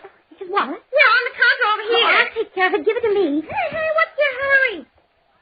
See if it's got any identification. Well, there's a card in here and a license. Hmm? His name is Courtney. Keith Courtney. Huh? Pretty fancy. You better turn that over to the section manager. Oh, it's all right, Ethel. I can handle it. What? Oh, just to make sure he gets it, I'll deliver it myself. The young man's address was in the 40s, a small hotel. Not an elegant place, Jeannie thought, but dignified. She waited in the lobby while the desk clerk called his room. It only took him 2 minutes to come down, but sometimes 2 short minutes can seem like 2 long years. Good evening. You remember me? Of course. You are the charming young lady who waited on me in the store. You're kind of absent-minded, aren't you? I am. You left this wallet on the counter. Oh, thank you. Thank you so much. I thought I'd lost it. You know, that's happened to me once before. I really should be more careful. You really should. There wasn't much money in it, but there were the pictures. Of my family, you see. I would have hated to lose those snapshots. Well, you got them back now. So I guess I'll go. No, just a minute, please. You've gone to a great deal of trouble to return this to me. Oh, that's all right. When one returns a wallet, there's usually a reward. Well, in this case, we might reverse the procedure. I don't get it. I'd reap the reward myself if you'd have dinner with me. Or have you made a previous appointment? Oh, no, I haven't got anything much to do. Then you'll accept? Oh, sure. I mean, oh, sure. He took Jeannie to a little Italian place on 46th. But Jeannie could hardly think of food. She just kept listening to his voice and watching him smile as he told her all about himself and about his work. He wanted to be an actor, ever since he could remember. And he was looking for a break. He didn't want to be a movie star and make a lot of money. Shakespeare and Ibsen were more his style. He said right now he wasn't working, he was at liberty and available for the right part. Jeannie crossed her fingers and hoped that he was at liberty and available for the right girl. After dinner, they took a walk. And Jeannie noticed how he always tried to keep on her left or right, whichever was nearest to the street. Other men she'd met were never quite so thoughtful. But then Keith wasn't like other men. And Jeannie knew that from the moment she saw him. Jeannie? Yes, Keith? It's been a wonderful evening. Yes. You know, somehow it's been perfect. Nothing has spoiled it. For me. Or for me. Jeannie, may I see you again? You really want to? Very much. All right. Tomorrow night? Oh, that's kind of soon, isn't it? Too soon for you? No. It's not too soon for me. Then we have a date. Tomorrow night and I hope for many nights to come. For many nights to come. That sounded wonderful to Jeannie Claire. It sounded like forever. But she didn't know that forever could be a very short time. Jeannie saw him every night for 4 weeks in a row. They went everywhere together, to interesting places, to museums and art shows, a concert or two, every once in a while the theater. Not a moving picture. The theater. The legitimate stage, as Keith put it. Well, when you've never been in love before and you meet the perfect man, you don't have to think very hard to find out where you stand. After a while, Jeannie stopped telling herself to be sensible and to wait. She was crazy about him, that was that. And then one day he got a job. He wanted to celebrate and treat Jeannie to something special. They had dinner and danced a lot, then took the subway home.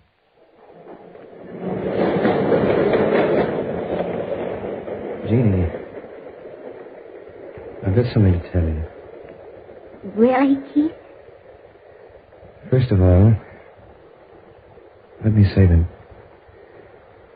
you're the nicest girl I ever met in my life. Keith. And you understand me more than anyone else I've ever known. Jeannie, I haven't let our relationship get too personal up to now because, well, somehow I felt I didn't have a right to. You shouldn't have felt like that. Oh, well. It was mostly money, I guess. I didn't have very much saved up. As an actor, never knows when he's going to get another job. But you've got one now. Yeah. Oh, Jeannie, it's a wonderful part. You know, if this play clicks... Well, when and if that happens, Jeannie, I'll have something more to tell you. You couldn't tell me now. No, not just yet. But if you want to, you can guess, and you'll probably be right. I think I know, Keith. I'm very glad. You know, sometimes I think I'm a very lucky girl, Keith. Why? Well, things happen if you wait for them long enough, and the things that happen are usually nice. Not like that poor kid, or whoever she was. What poor kid? See the paper that man is reading across the aisle? Oh, yeah? Look what that headline says. Young girl slain by maniac. Isn't it awful? Horrible. Maybe it's selfish of me to say so. But I'm sure glad things like that only happen to other people. And I only have to read about them in the papers. I'm sure glad only nice things happen to me.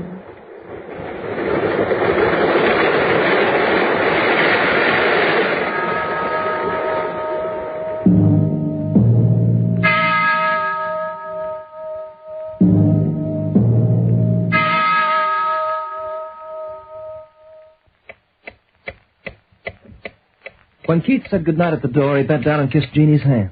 And Jeannie seemed to know even before he did it that was just the thing he'd do. When she got inside her room, she was much too excited to sleep. So she tried to read a while, and she opened the paper Keith had bought her as he left the subway. Then Jeannie saw that headline again. It gave a full description of the murder and where the victim was found. The girl was 24 and pretty. She'd been keeping company with an unknown man, and a description by one of the neighbors tallied with a description of the maniac who killed another girl a week before.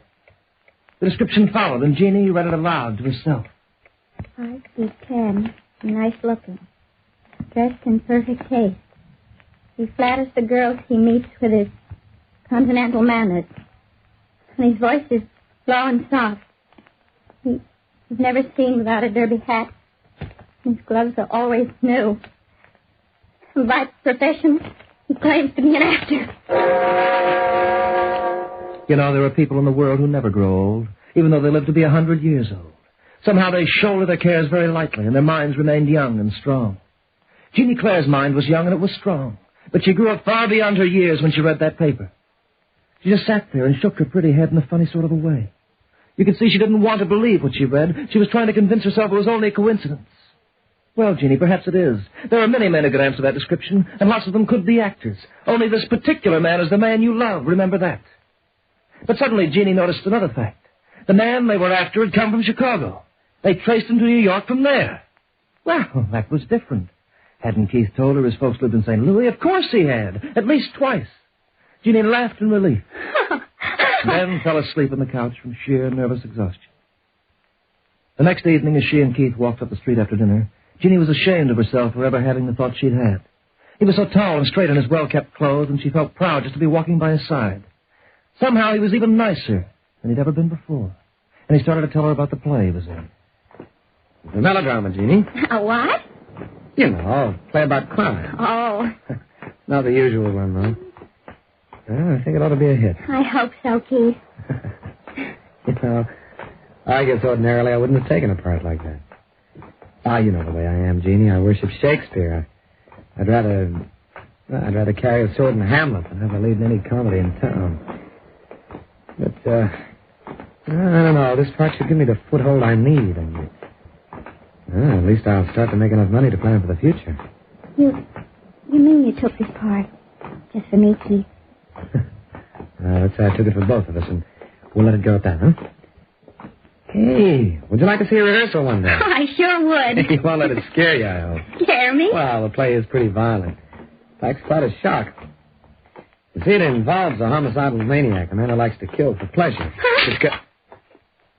You dropped your purse. Hey, Jeannie, you've broken your mirror. Keith? Yes, Jeannie? Someday I'd like to meet your folks. Someday you shall, Jeannie. I know St. Louis is a long way off, but... St. Louis? Oh, they don't live there anymore. But you told me. Oh, they were born there. Oh, yeah. About a couple of years ago, they moved, Jeannie. They did? To where? Chicago. Chicago. It couldn't have been Los Angeles or Salt Lake City. It had to be Chicago. And Jeannie almost felt she was going to be sick. She managed to keep herself composed until they said goodnight, though. Keith was due at rehearsal at 8, so he didn't take her home. And Jeannie was never so glad to get back to her room and her life. She sat down near the radio and tried to catch her breath. Her head was pounding and she could hardly think. She kept saying over and over to herself, "Is Keith the man they want?" She couldn't turn him in unless she was sure. And how could she be sure? Then she turned the radio on. She didn't know exactly why. She was frightened, lonesome, miserable. She wanted to hear a voice, any voice, someone who'd talk to her so she'd know she wasn't alone. She heard a voice all right, and the words burned holes in her heart. And the United Nations will discuss the matter during their next session. New York. The police have unearthed new evidence concerning a homicidal maniac whose gun has claimed 3 victims thus far. He apparently was able to hoodwink his unhappy victims into believing he'd fallen in love with them and was about to propose marriage. No. The police are hoping to apprehend the killer before he has a chance to add another victim to his list. Operator, get me the police department.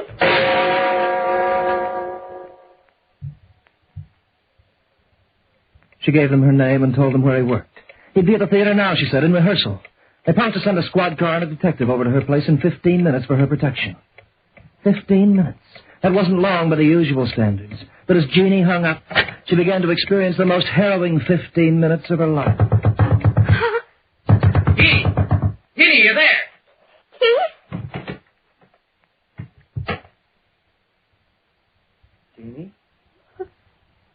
What are you doing here? When you left me an hour ago, I was worried. You behaved so strangely. I thought of calling you. Then decided to come instead. And just talk to you. What about rehearsal, Keith? Oh, that. Well, I rehearsed for 10 minutes and I left the theater. Well, don't worry. I promised I'd be back in an hour or two. Anyway, I'm not in the second act. Jeannie. Yes? What's the matter?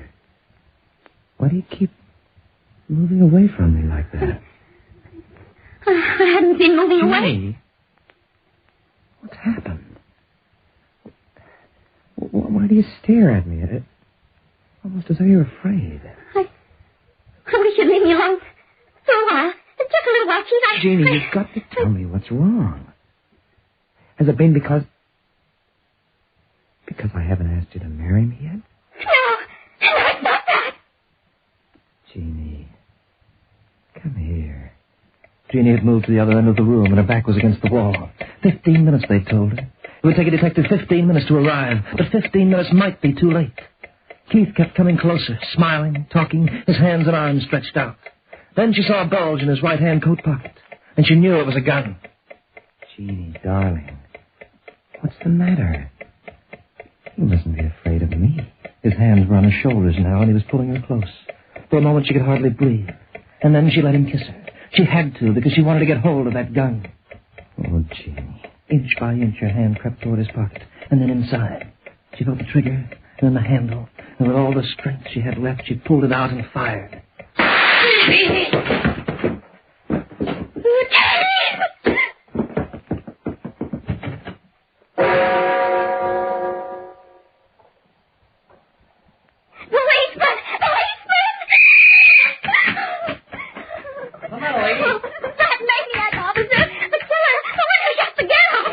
What about it? In my house, in my apartment. He's there, Take it easy, girlie. Take it easy. It was awful. He tried to kiss me. All right. So you run into a masher. For the love of Mike, take it easy. A masher? I tell you, he's a maniac. Maybe he's not, Sadie. He ain't the guy we're looking for. The guy? We caught that girl killer half an hour ago. Jeannie just stood there and looked at him. The words just didn't sink in. And then she started to laugh. She laughed and she couldn't control herself. She laughed until she cried. For it was then that Jeannie realized that she had killed the wrong man. Hey, miss, hang on to yourself. Sorry, Sergeant.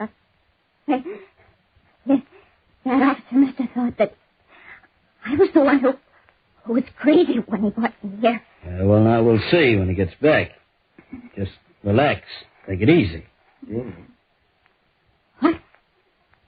Did you say something, Sergeant? No, I didn't.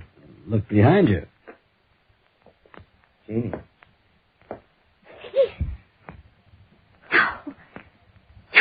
Here's your cup, Sarge.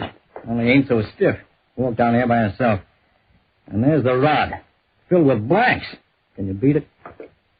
Huh? It's just a prop we use in the play. I guess I forgot to leave it at the theater tonight when I left the rehearsal. When you fired it, Jeannie, I must have got such a shock I passed out. I can't believe it. Hey. It's all right, Jeannie. It's all right. I know what happened. It's all right now. Come on, Jeannie. I'll take you home.